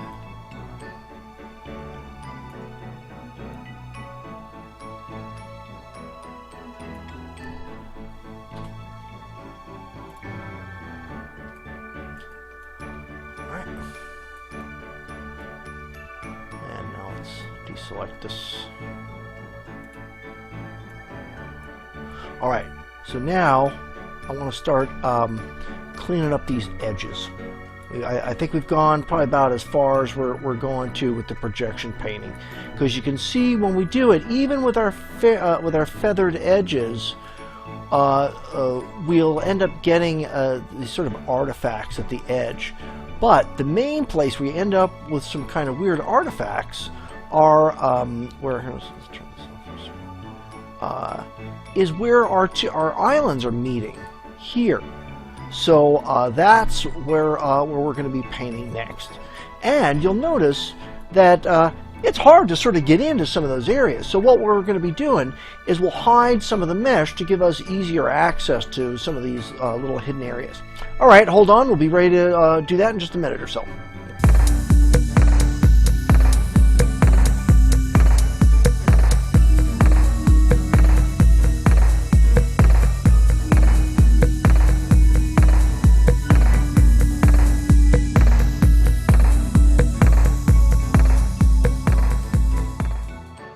Alright, we're ready to clean up some of those seams now. So let's do some work here in our 2D view. Let's increase the size a little bit. So do a little bit. And let's use our clone tool.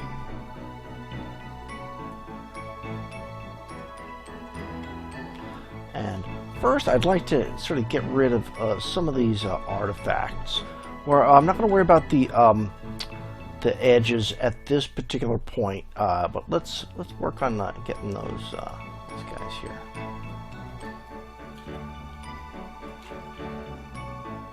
Okay, sample it. Oh, my brush is way too small, way too big.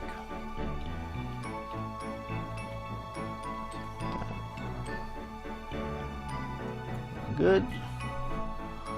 And try to take samples relatively often.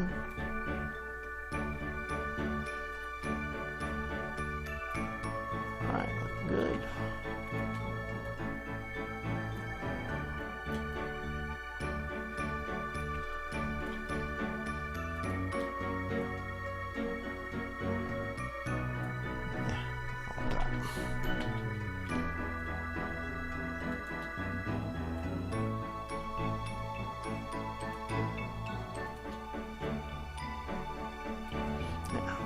Go. Right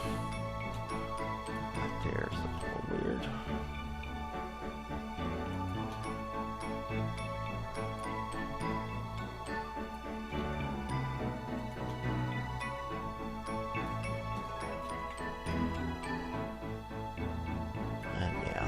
kind of stuff here. That's definitely want to get rid of.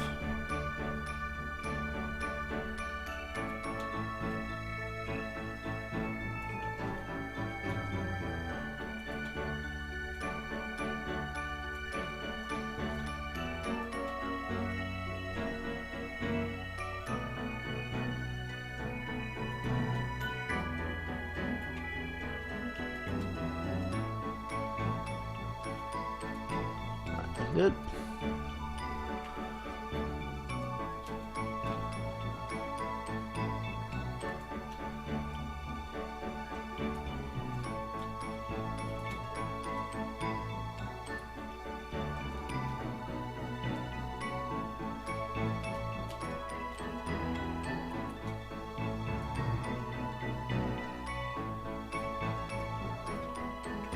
All right. Okay.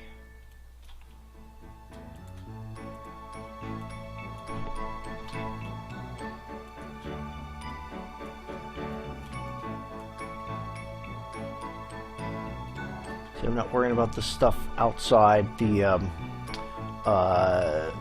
border of my island. That's not going to be seen. Let's see, now something like that's a little weird looking.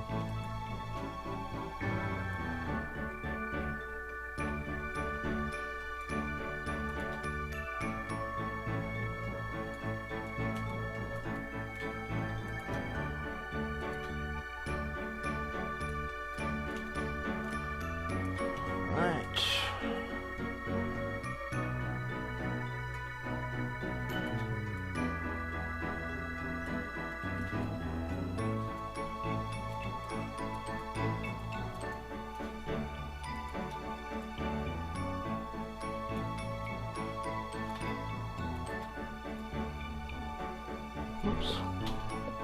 Try that again.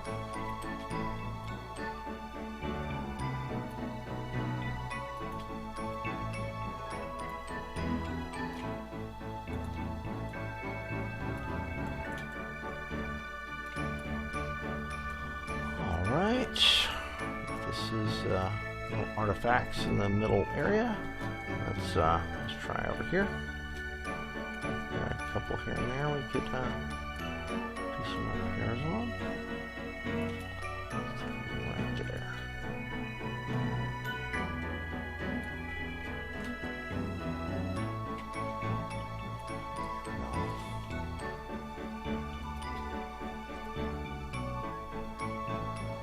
Oh, right close to this this edge. Oh, look at that. Let's fix that.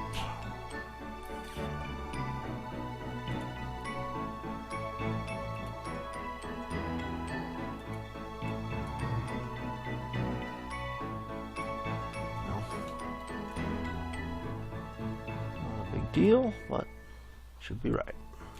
Should not have crossed over things.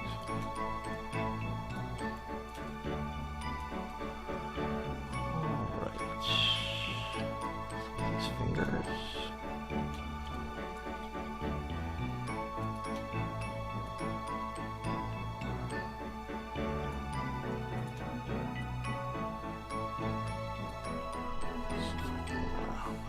Brush a little bigger.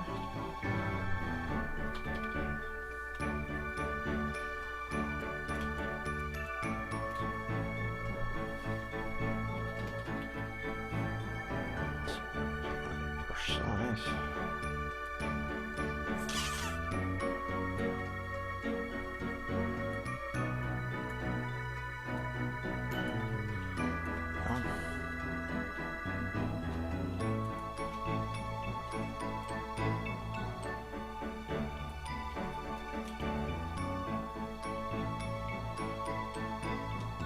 All right. Now we're starting ready to work on some of the seams. Let's make our perspective view a little bit more, a little easier to see. And let's just have our... And now we can kind of see everything is looking smooth except right where our seams are. And for this, we'll use our clone tool in the perspective view. but we're going to be enabling, geez, I'm sorry, not that, 3D painting and projection painting. And let's make our brush just a little bit bigger.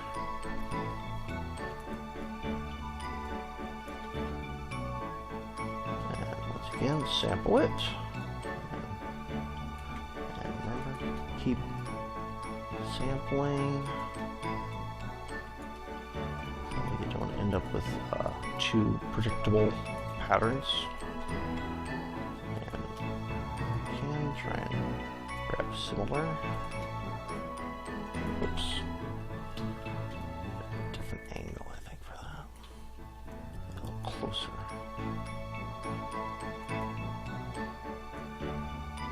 Oh.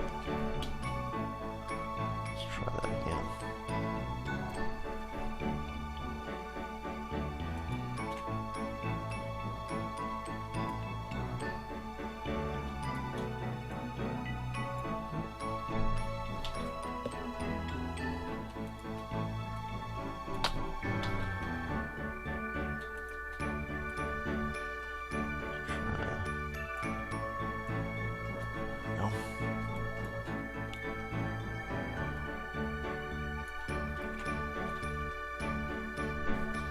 Brush a little bigger.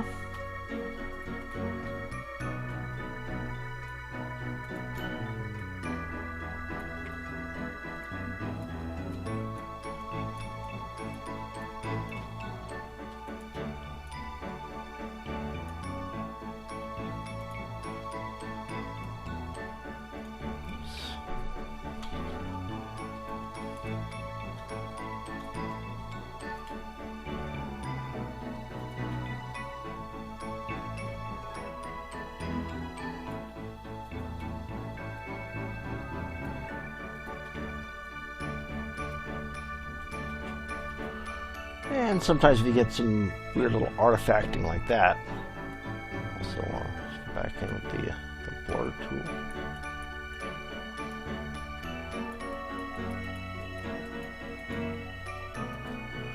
And maybe if you have just some values that are very similar as your borders, that can be helpful too.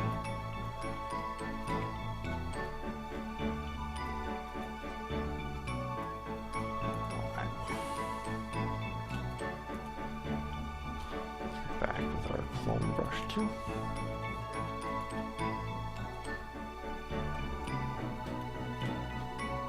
It takes a second to realize it, but when it works, it's just magic. Alright, let's now some of these areas are a little bit difficult to reach, like these inside areas of the fingers. So I'll show you what we're going to do with that. Let's go into polygon mode. And let's get this next finger.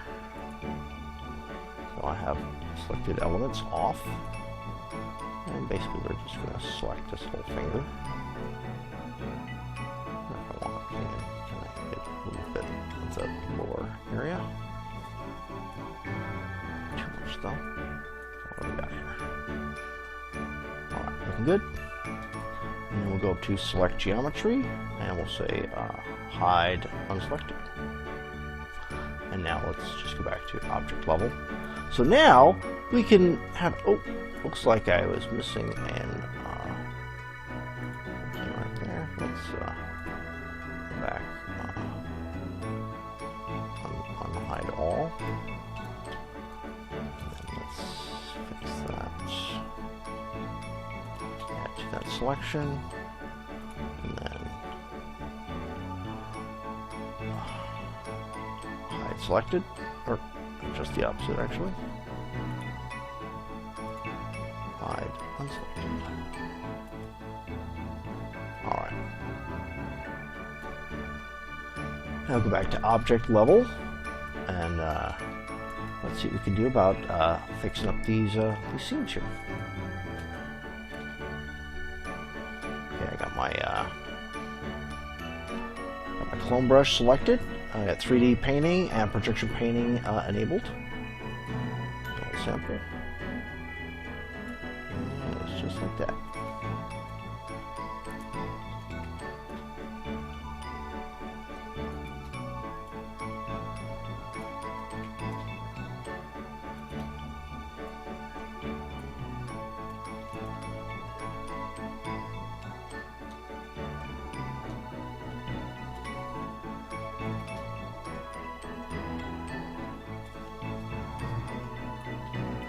See, it takes a second sometimes for that the projection to drop.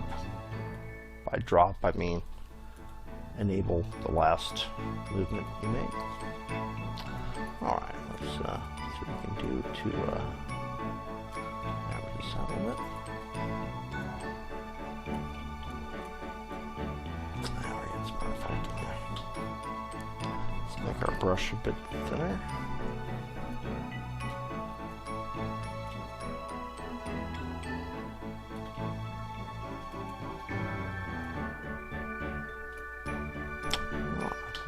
Make my brush a little bit bigger.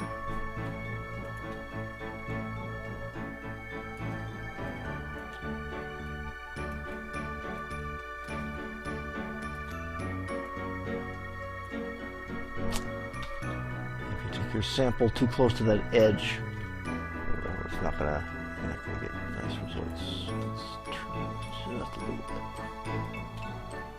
There we go.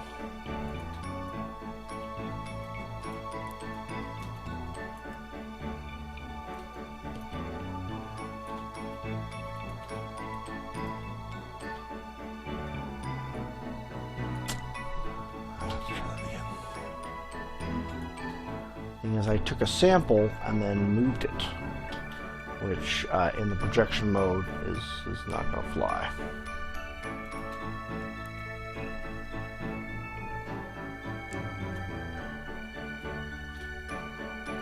Alright. So let's see, do we still have any? Yeah, we got a couple artifacts right there.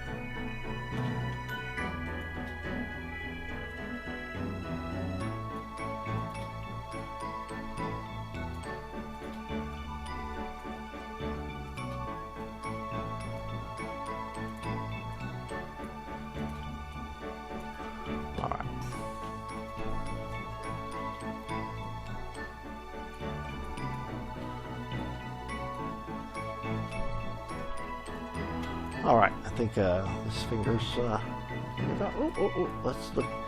Now we can see the real power of having these scenes hidden is when we have to get these little tiny nitty-gritty areas here, which would be very difficult to see otherwise.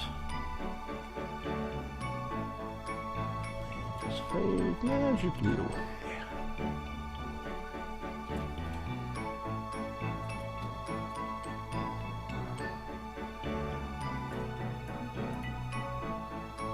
Looking good, looking good. Let's check the other side. Now we got a little bit of a harsh edge there.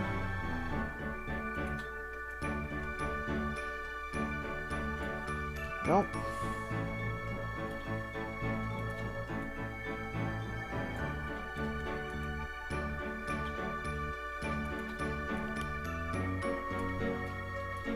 Alright, looking good.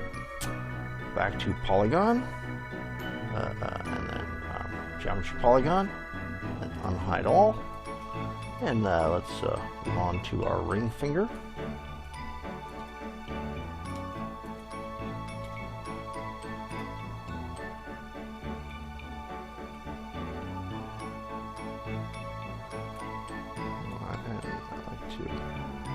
Some of that other surrounding area, so we just make sure we get these sort of hard to reach areas. Alright, good. Alright, select, unhide unselected. And then go back into object mode. And see if we can get rid of these seams.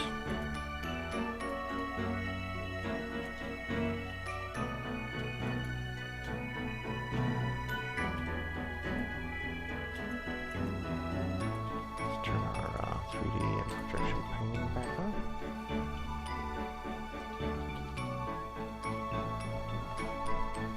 Oops, projection painting back on. You notice how your brush size is really different when you're using projection painting versus just a normal 3D painting.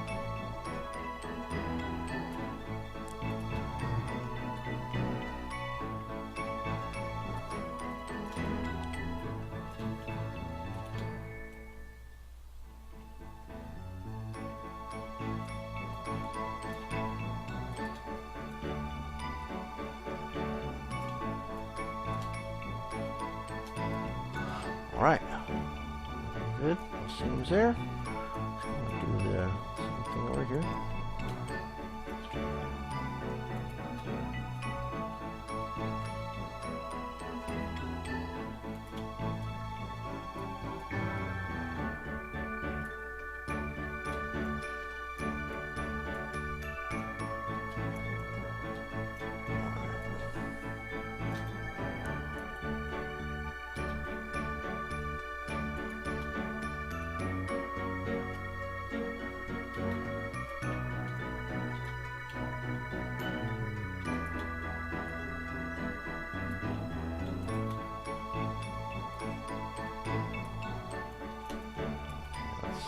Chip there. That'll probably be a little more visible areas.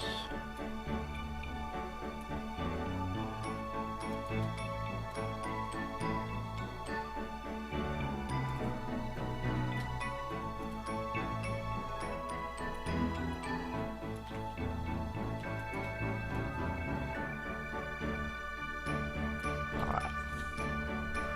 And let's see what we have down those little hard to reach areas. It's actually looking alright. Got a little something right there.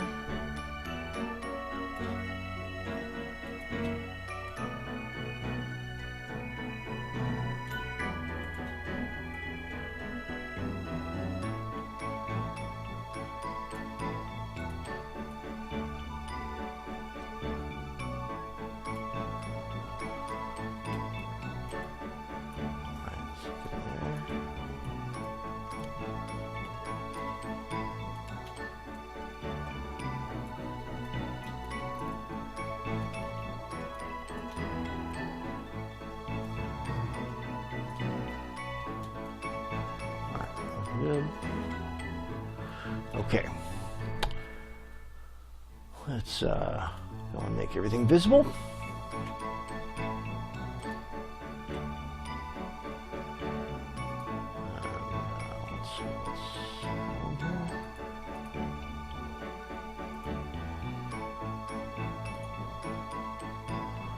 Unhide all.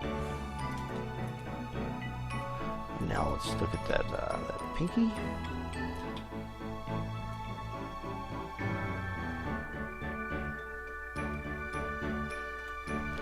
Alright, and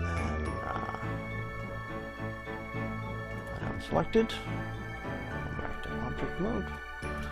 And let's see. Yeah, a couple little spots here and there.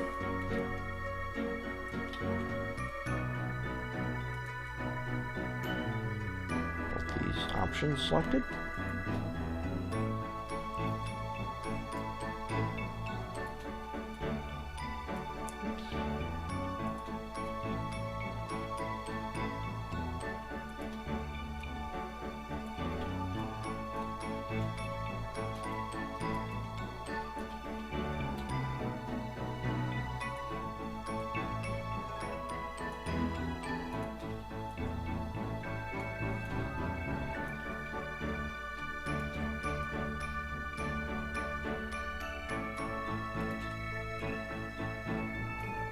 You know, it's nice once you get an area you like, you can just sample that. But in general, when using the clone tool, you want to try and take samples pretty often, so you can avoid getting repetitive patterns.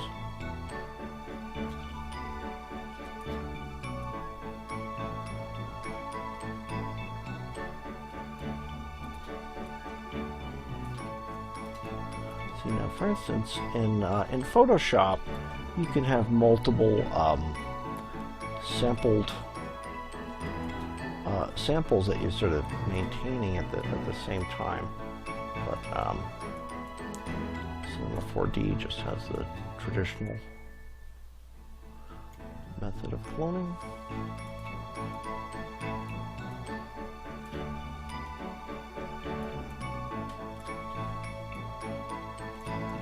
Let's see, what have we got going on here? Why is this weird?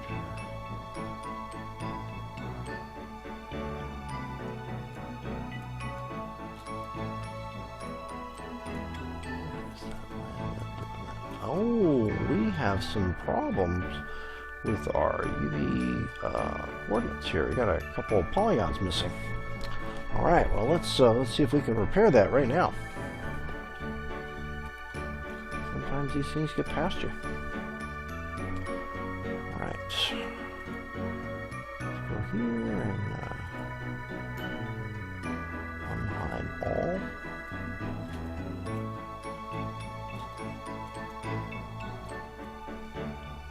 Okay, they were just, let's see.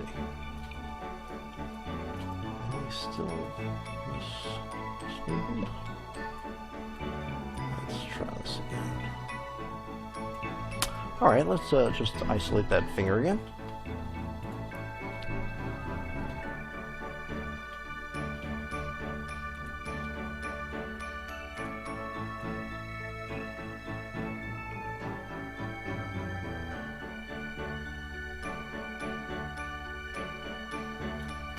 And just to make sure that we've gotten everything, little row selection. Select.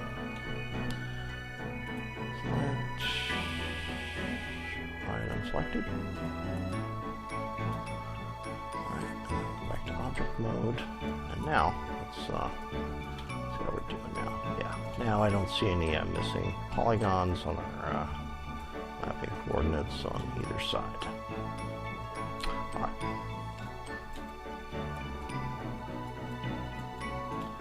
Let's turn our 3D projection painting on. Example. Try and blend it out.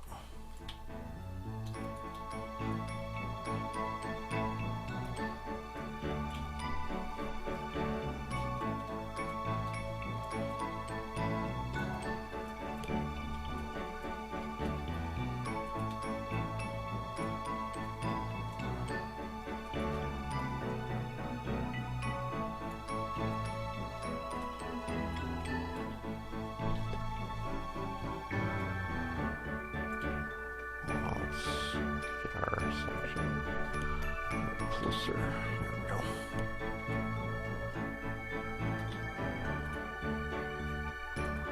All right.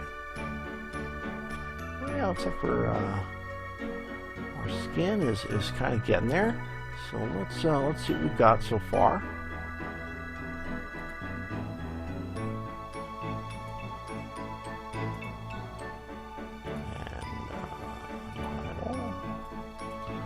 Let's see how we're doing so far.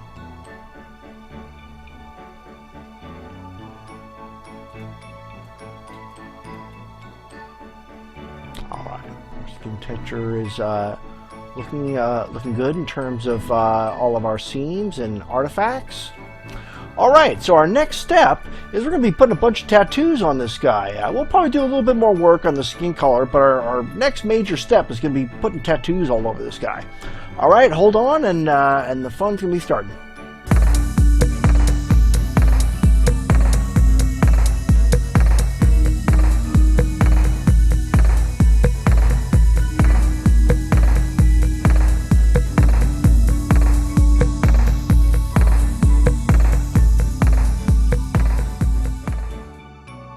Alright, so the skin's looking nice, and now I think we're ready to start doing some tattoos on him. So let's go to our layer manager, and you notice I've sort of tidied up our situation here. I've created a layer set and put our two skin color layers in here. And now let's create a new layer that's not in our skin color layer set. And let's look at some tattoos. So I have a folder here in my content browser. Let's check them out. And let's start off with a wrist sort of rope tattoo.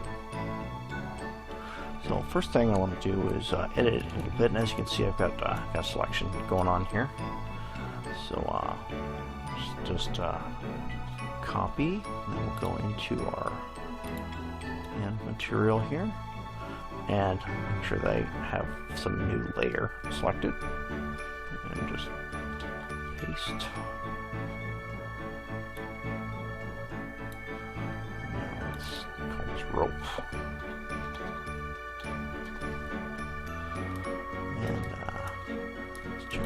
3D view. A little big. Hold down Shift to make it a little smaller. Alright, that's fine. And apply. And control dragging here to make a copy. And I think in this case I'm going to show the mesh.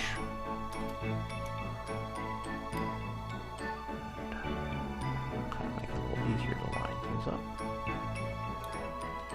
Alright, looking nice. Let's merge that down. And then I'll make a copy.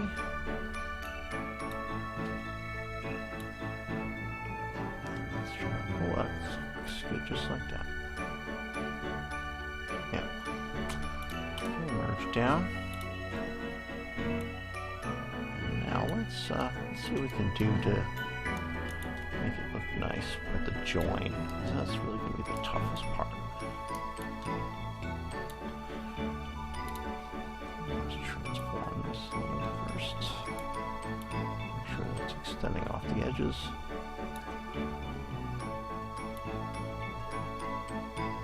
Try and match that up as close as I can. Yeah, that's looking nice. Alright, and apply. Now let's put some color in there. So I'm right clicking here and get selection from layer. And it's just going by the border of what we've got painted. And now let's go and look at our gradient. I got a nice gradient here with some different shades of brown, and I'm using reflective, so it's sort of mirroring the darker tone. And so pretty much anywhere in it, because here, you notice it's just going straight, perfectly horizontal. And having used the UV peeler on the forearm kind of helps us by making these very symmetrical UV coordinates. So let's see, let's call this rope outline. Alright, and then let's make another layer. And now this is what we'll use our gradient in. So start in the middle, hold down Shift to make it just go on perpendiculars, and then just drag it down to the bottom. Looking good. Alright, and then make this, well, let's see. Let's try color burn. Let's look at a couple. Usually multiply is going to work, but let's try some of these other ones. Oh, darken looks pretty nice. Let's try multiply. I kind of like darken a little bit better. Let's try overlay. Yeah, let's go with darken. That's looking pretty nice as a nice graphic sort of look. Alright, and let's collapse that down. Alright, just call that rope.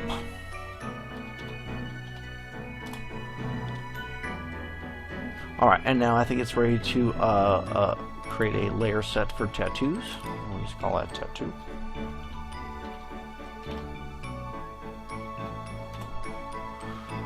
And put rope into our layer set. Open it up. And since we're doing all of this copying and pasting things, don't have the layer set selected, have some of a layer selected. Alright, and let's deselect our rope here, and let's look at our catalog of things here and find another one. Let's see, let's start off with a relatively large one.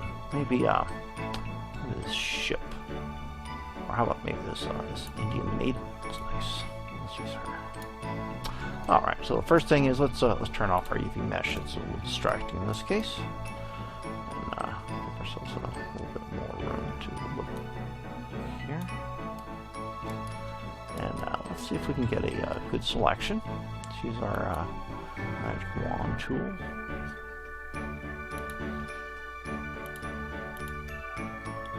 Make sure it's add to selection, so we're not just continually starting from new.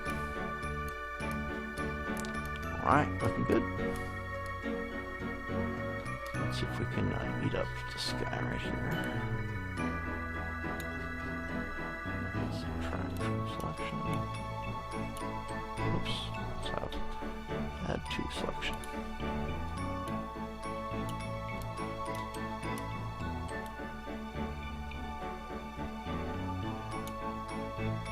Oops, a little bit getting away. All right, looking nice. All right, let's invert our selection. And copy. We'll go to our arm here. And paste. And it's creating another layer here. Call it Maiden.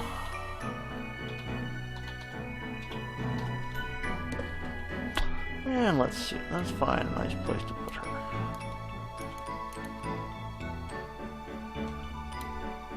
Let's see, and you can see once again we're having a little bit of distortion compared to the 2D view compared to the 3D view. So we can do something like that just to fix her up. Yeah, see like that, that's nice. Looking good, looking good. All right, let's apply our transformation, and let's see. I think I can multiply, and then 2%. There we go. There we go. Looking good. All right. Nasty seam there. That's something we can fix right now. Let's go back into our skin color here.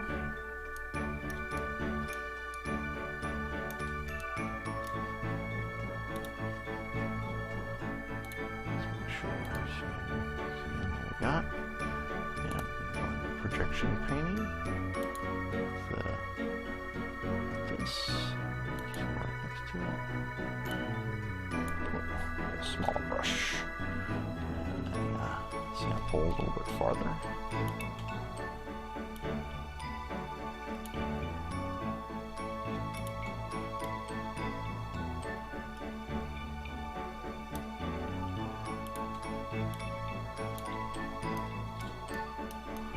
Alright, that's more here.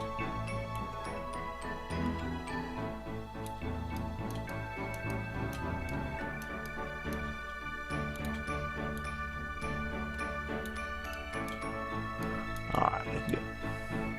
Okay, let's get out of projection painting and go back to our tattoos. Alright, let's look at another tattoo here. Let's see if we can get another, what's the big one? How about the pirate here? He's cool. Alright, I got a selection on him going already. Let's just copy. Go into our material here, and then paste. Oops, try again. Paste. There we go. And let's see where we've got room for him. And once again, we're getting a little bit of distortion, so we'll just fix that.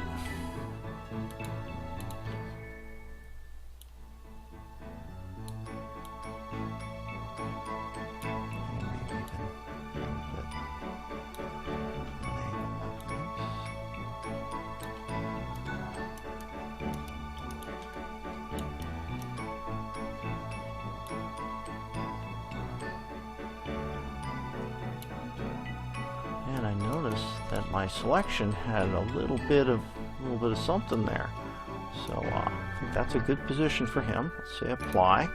Now let's take out our eraser and let's kind of get rid of some of that junk there. Luxury, and since this is not on that layer, we don't have to worry about erasing it. All right, and then once again, we'll make it multiply and about 50%. And let's pirate.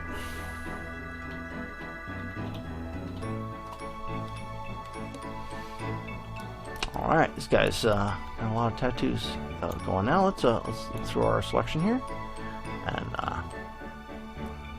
let's see. Rose is nice. Sailor Girl's nice. Oh, Sailor's Grave. Let's do Sailor's Grave. All right, so let's. All right, let's also get that interior spaces too, as much as is practical. Alright, and then invert selection, and then copy, and we'll switch over to our main material here, and then paste, and let's shrink that down a little bit.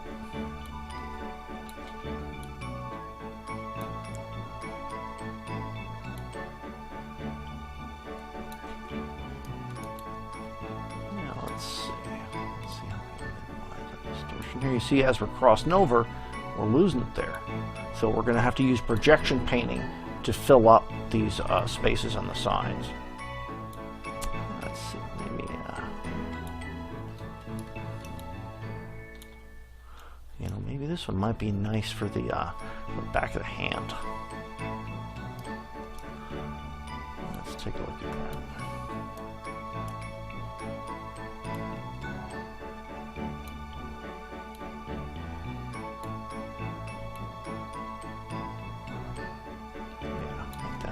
Fitting nice. Let's check it out.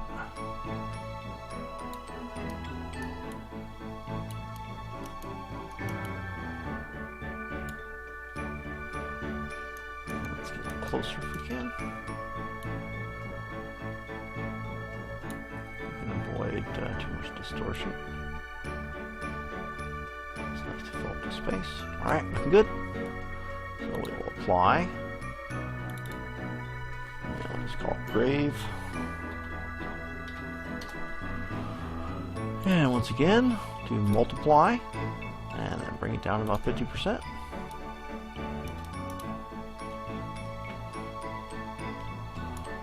All right, let's see what else we got here. Let's try the little pirate or sailor girl. Looking good. All right, let's our magic wand tool here. And that is a nice looking selection. We'll invert and copy. We'll head over to our main material here, and then paste. And, let's see where we can put her.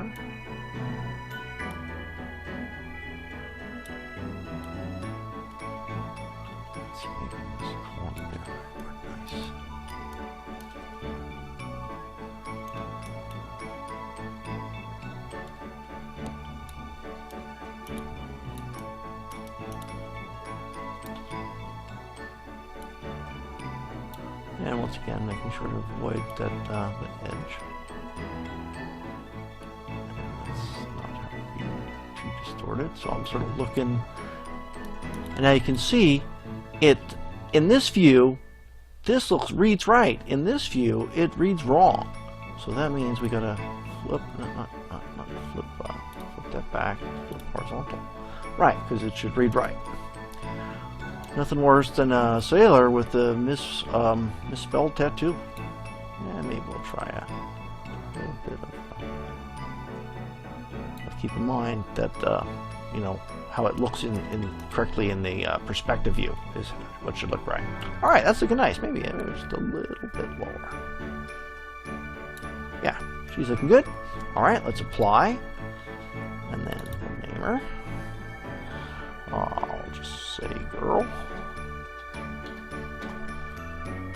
And then let's go multiply, and then about 50%. Alright, it's coming together. Let's look at some other designs here. Alright, did Sailor's Grave. Oh, that ship is nice. Let's see what else we got here. We got a bigger ship somewhere. Let's see what we can do with that. Yeah, Homeward Bound, that's a nice one.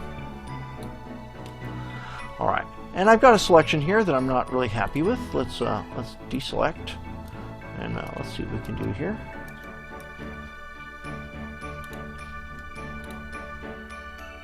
And then we'll go in and kind of get rid of Sailor Jerry's signature here, but I'd like to keep all the little dots and stuff. Here. here, make sure I'm subtract from selection, or actually in this case it's going to be add to selection, because I still have the background selected. Get in there with this tool pretty easily. There we go. Alright, select, invert, and then I'm copying, and switching over to my hand material. And I've got her role selected, which is this guy, or lady. Paste, and then what needs to be done? Let's shrink this down.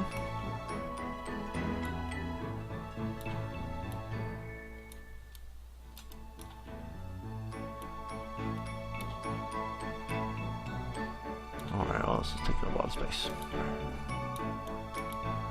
And that same issue with the reversal. So what is it? The horizontal? Yeah. All right. So let's see. We're going to get this nicely positioned. Try and snug it in there as best as possible. Maybe even a little bit of rotation. Let's see how that's looking. A little bit distorted. Something like that. It's a little bit nicer. Looking good, looking good. Alright. Yes. And then call this homeward.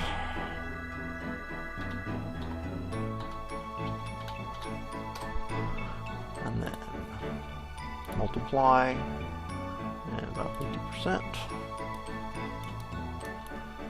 Alright, let's start filling up some of the space up here. Let's see what that lady look. How about that panther? That panther's nice looking. Alright. Add to selection. Okay. And select invert. So we got a little noise going on up there. Subtract from selection. Copy and paste. Oops. Oh, there it goes.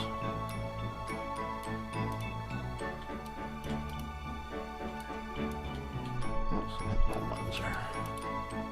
All right, let's make him a little less distorted.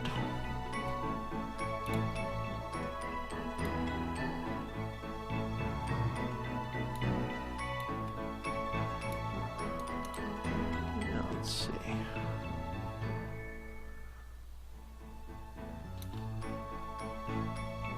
Could maybe have him facing from the other direction. Oops.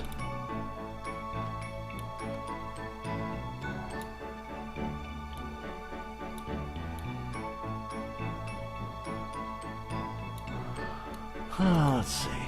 Nah, I think that looks sort of funny. I think he needs to be facing the same direction as everyone else.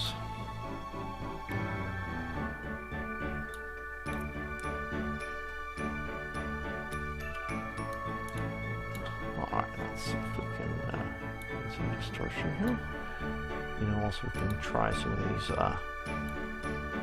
other modes.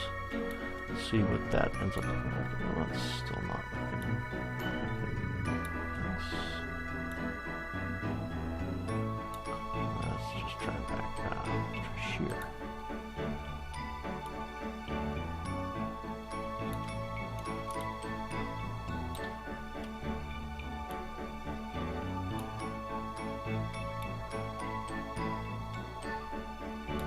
Let's just go down.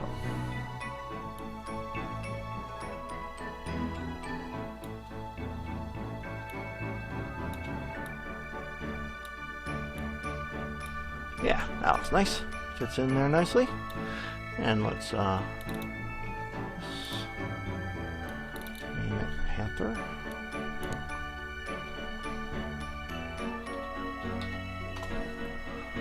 And switch to multiply. And about 50%. Alright, we're kind of running out of space. Got a couple little things here and there.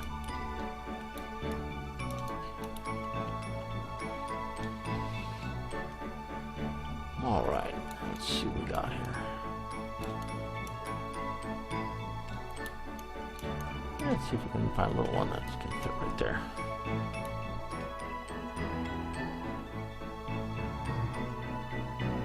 Let's see, maybe a little bird. Now let's try this guy.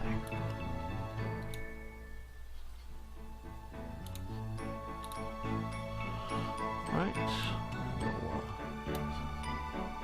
We'll get rid of Mr. Jerry's signature here. Oops. This again, anti-selection.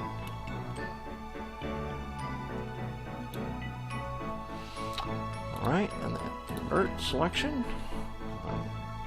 Copy. Or either and material. Paste. Oh, sorry, I got something way down there. I have to erase that.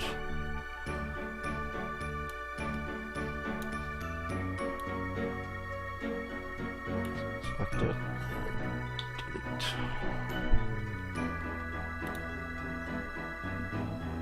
Select. Alright, let's find a little place for our swallow here.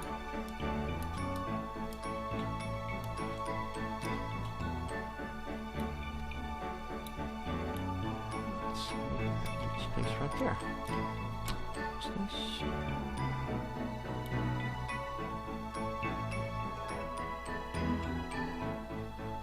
I'm adjusting here, but I'm looking over here.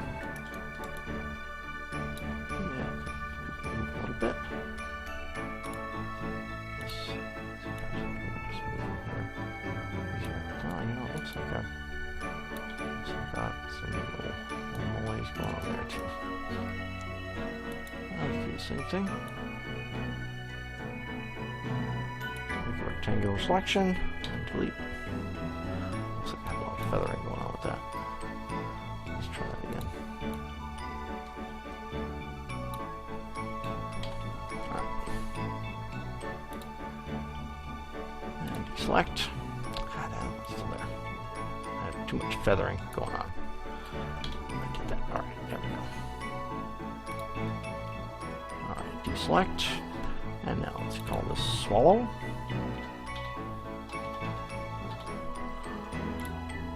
And then multiply, and about 50%.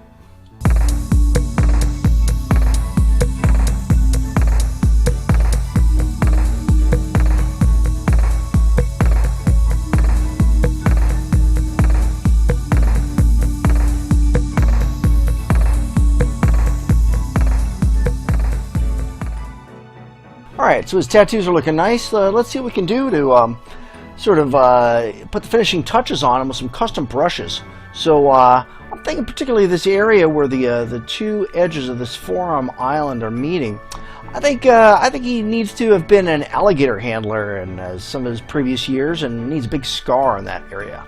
So let's select our brush, and I'm going to bring in the material that I've used for that purpose. Stitch brush, and you see that it also has an alpha channel in it with the selection of what I intend on here. So I just kind of made sure that there's no sharp edges and it's blurring in the way that I want it to. So I go select from layer, and now this is more than just marching ants. This is a grayscale drawing, and go to edit and define brush preset. And I'm going to call this stitch. I already have one that we're overwriting, so it will probably ask me if I want to overwrite. Yes. And now let's go in and sort of define it a little bit better. So you see it's sort of jumbled over one another. Now what I want is when I'm drawing my brush that it is my bitmap is following in the direction of my my brush. So you see here these circles here, these are not for creating keyframes. These are for creating custom behaviors on your brush stroke. So here, let's just click on here. So you notice half of these are grayed out. I'm using a trackball, not a pen or a Wacom tablet. If I were to be using a pen or a Wacom tablet, these would be enabled, and I could have either pressure or tilt or direction or whatever these affecting either the rotation, the pressure, or the size of my brush stroke. So if I wanted to get like a brush stroke that tapered as I drew, I would use size and set it to brush pressure in that instance. But for now, we're going to be using draw direction and just leave it at its default setting. Say OK.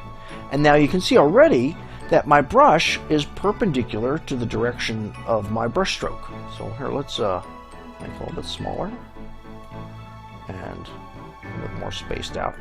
Now that's looking like sutures. So you see how the reason I made this is so it had enough room to bend without overlapping too much. And you can see that's why I had this sort of pointed thing in the middle to be the central suture. And I just kind of have to just play with it to get the right amount of space where it looks like a continuous line.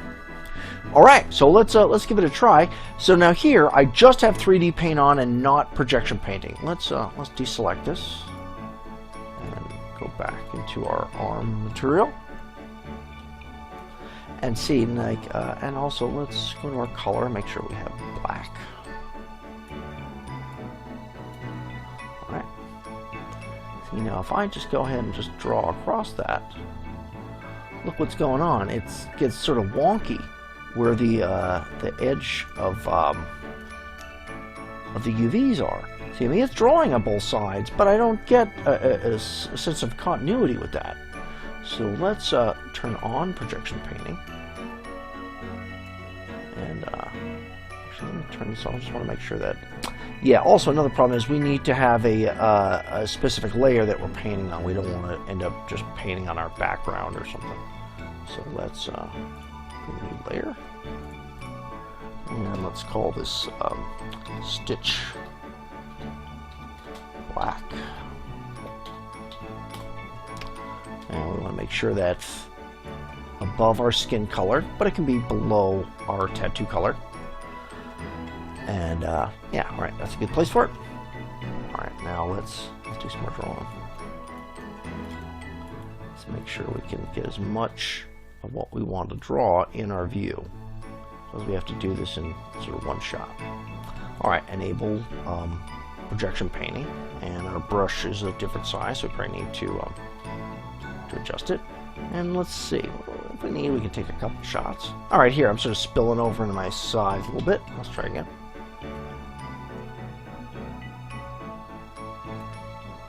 Yeah, I like that. Let's take a look. Takes a second for it to drop.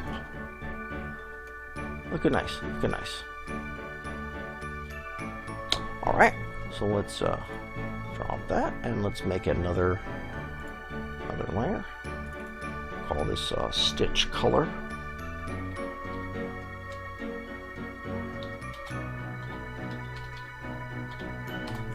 And let's put these in their own layer set. Scar. Just put these in there and make sure that they're in the proper order. I want the black to be on the bottom and the colors on top. All right, so now we're gonna put some color in here, and we're just gonna use a normal brush. Just go in here and go just the top of your presets. It'll just be just a very normal round brush.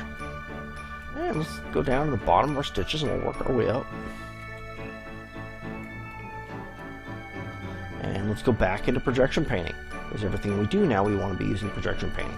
And now, instead of brush, let's use the colorize brush.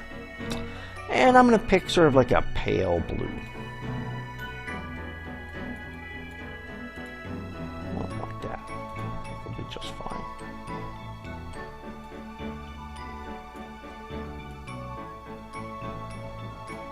Looks nice. Alright, and some filters here. And let's change this to burn shadows. Alright. And let's see what else do we need here. Settings. Alright. Well, let's take a look and make it a little bit bigger. Oh yeah, pressure definitely less than 50%. Let's try maybe 30 or 40%. A little bit too high. I liked. Let's try it now. Let's try that. There we go. Give us what we want. And tell you the truth, it's a little bit too bright. So I'm gonna bring these values down a little bit, and the pressure about 20. There we go. That's what I'm looking for. So we can kind of be able to build it up a little bit. Look good.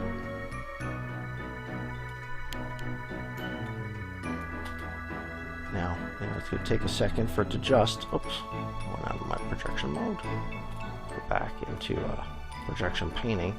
And remember, each time you're zooming or moving your camera view, it has to sort of rebuild the projection painting.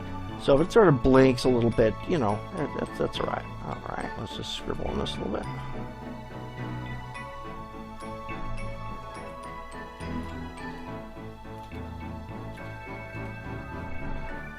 That I've zoomed out, make my brush a little bit smaller.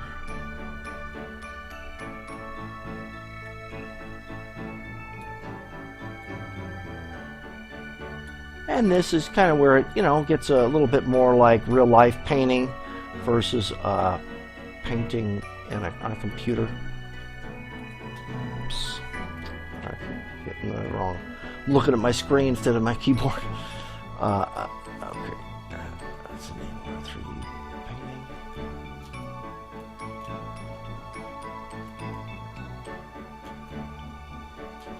Alright, let's put some more on these guys.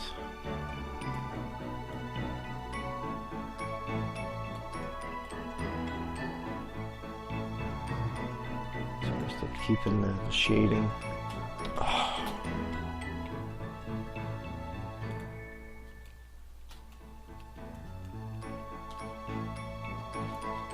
What's happening is I'm using the keyboard shortcut for move for Photoshop instead of the keyboard shortcut for move in Cinema 4D. So I'm making something else happen besides making a move. Alright, there we go. Oops. Let's get our... Or actually, we just undo it and redo it. Sometimes that's... Remember how in the beginning of this volume, we... Oh, jeez, I keep doing that.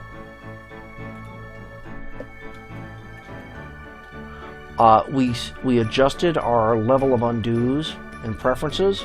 This is when it really makes a difference, because especially if you're making a whole bunch of brush strokes, each brush stroke is an undo. So sometimes going back 100 movements in your undo history is not really that much. You know, you might do hundreds, you know, in less than a minute. You know, just going like say if you were doing like stippling or something.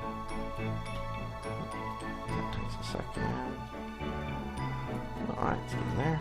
Let's see if we can get it a little bit more straight on view. There we go. Projection painting always works best if you can be kind of painting flat on your model as much as possible. I mean, obviously you can get a little bit of perspective, but the more you do, the more distortion you're likely to get.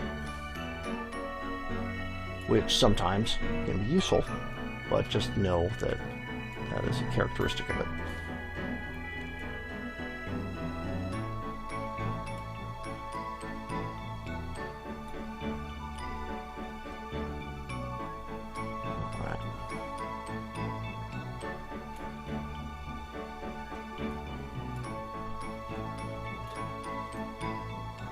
All right, looking nice, looking nice. Okay, let's turn off projection painting for a second, and we'll make an additional layer. I'm just going to go here and say new layer, and we'll call this scar color.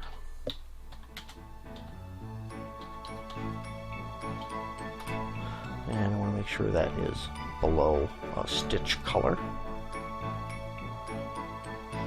And now I'm going to pick stitch color, all these blue lines we just made, and go selection from layer. And now let's invert that. we'll select invert, and we'll go back to our scar color. And now we're going to start painting just some of that central wound, whatever you want to call it. Alright, let's start with a pink. And remember, I'm still using my colorized brush. And let's make sure we're using projection painting.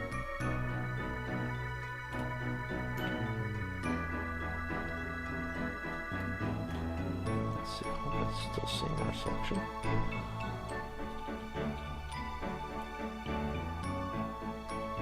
And just try to paint some pink on the central area.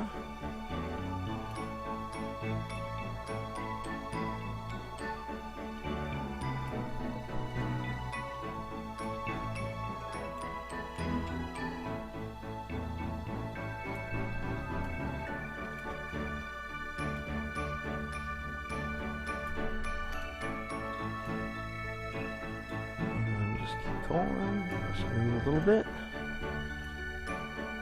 and sometimes if there's a little bit of delay, just the your projection layer taking a second to create itself.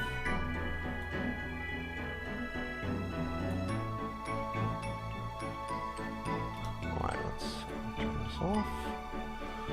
Let's deselect.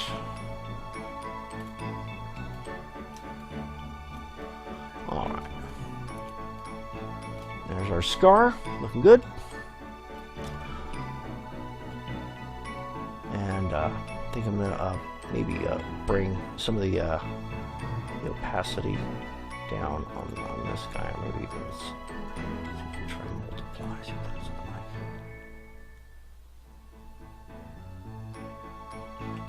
Yeah, it's nice. Yeah, it's a little dark.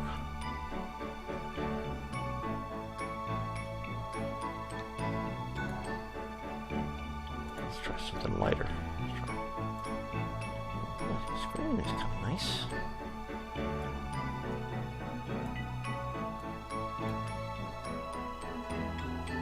Alright, let's try the scar color. Multiply for that. Yeah. Looks like it's kind of neat. A little bit lighter, maybe. There we go. Looking good. Alright, I think that'll do it for our scar. Let's check it out a little closer. Yeah, really nice. Alright, so now let's make another brush. Let's just make a new layer, just so we've got something to work on here. Oops. Let's see, I bet that probably made it in our scar layer. Alright, let's give it places any.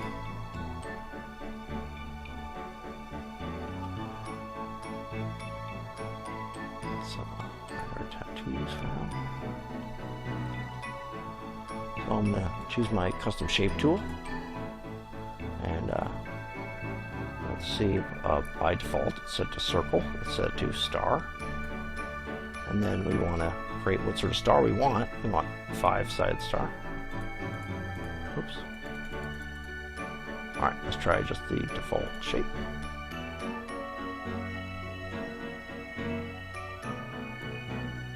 And let's delete that, make sure it's black.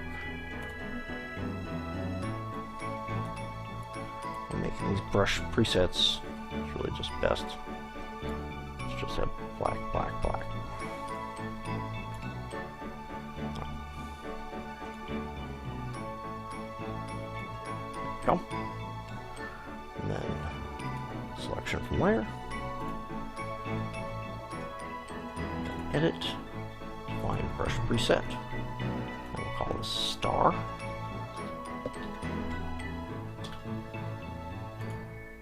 And yes, I'm overriding it. Alright, so now we can deselect. I'm just going to delete this layer. Alright. But now we got to make sure we have a layer that we're going to be painting these stars on. So I'm actually going to put it inside tattoos. So select the layer. Let's go.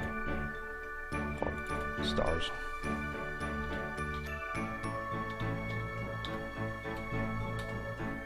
So now let's go and choose our brush, and this time we're just using a regular brush. I still have black selected. And let's give ourselves a little space, and we'll see what we're doing here. So first of all, let's make it a little bit smaller, a little bit more space, and now we're going to use a jitter, and add a little bit of that.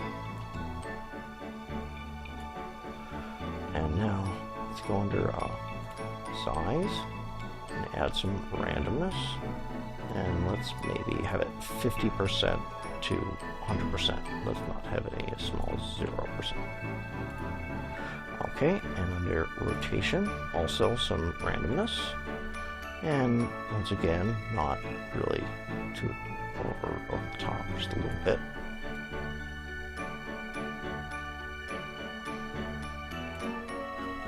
All right, and let's see. We can even let's just keep a single jitter count, because it can be easy for it to sort of get it out of control. And I'm going to let's see. Let's make this below the other ones, so we make sure we're not overlapping. But also something we're going to do is selection from layer, selection from layer, add. Selection from layer, add. Selection from layer, add. Selection from layer, add. Add. Add. Add. Alright.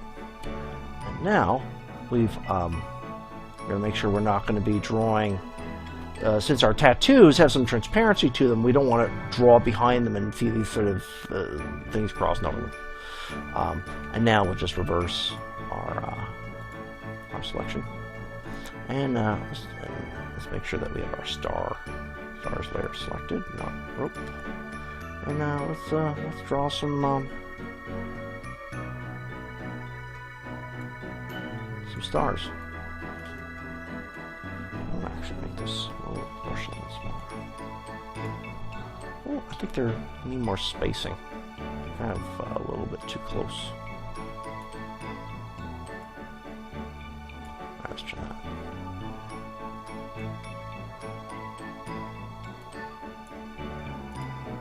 Yeah, that's looking nice.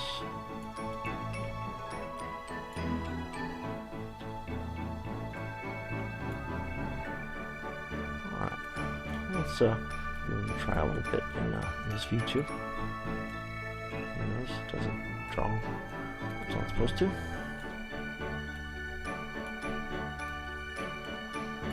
And so we'll just place them precisely where we want them.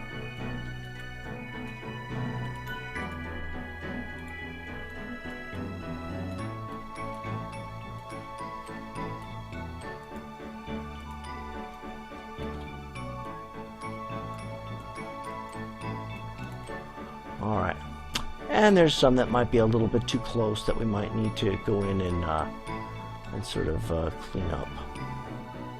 So let's, and once again, we can either do that in the 2D view or the 3D view. I'm gonna choose my eraser. There's just a couple. That one looks kind of weird. Just rid of that one.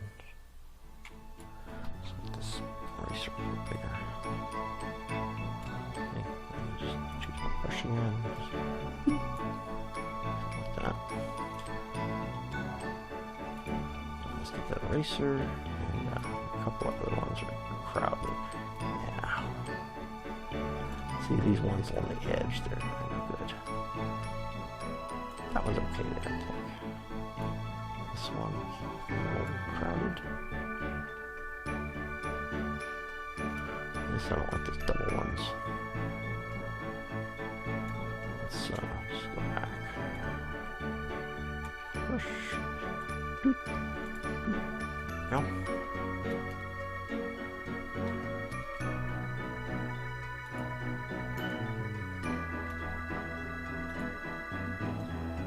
All right, looking good.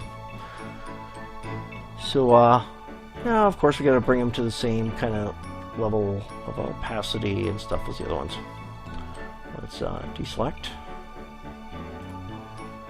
And let's bring this down to 50%.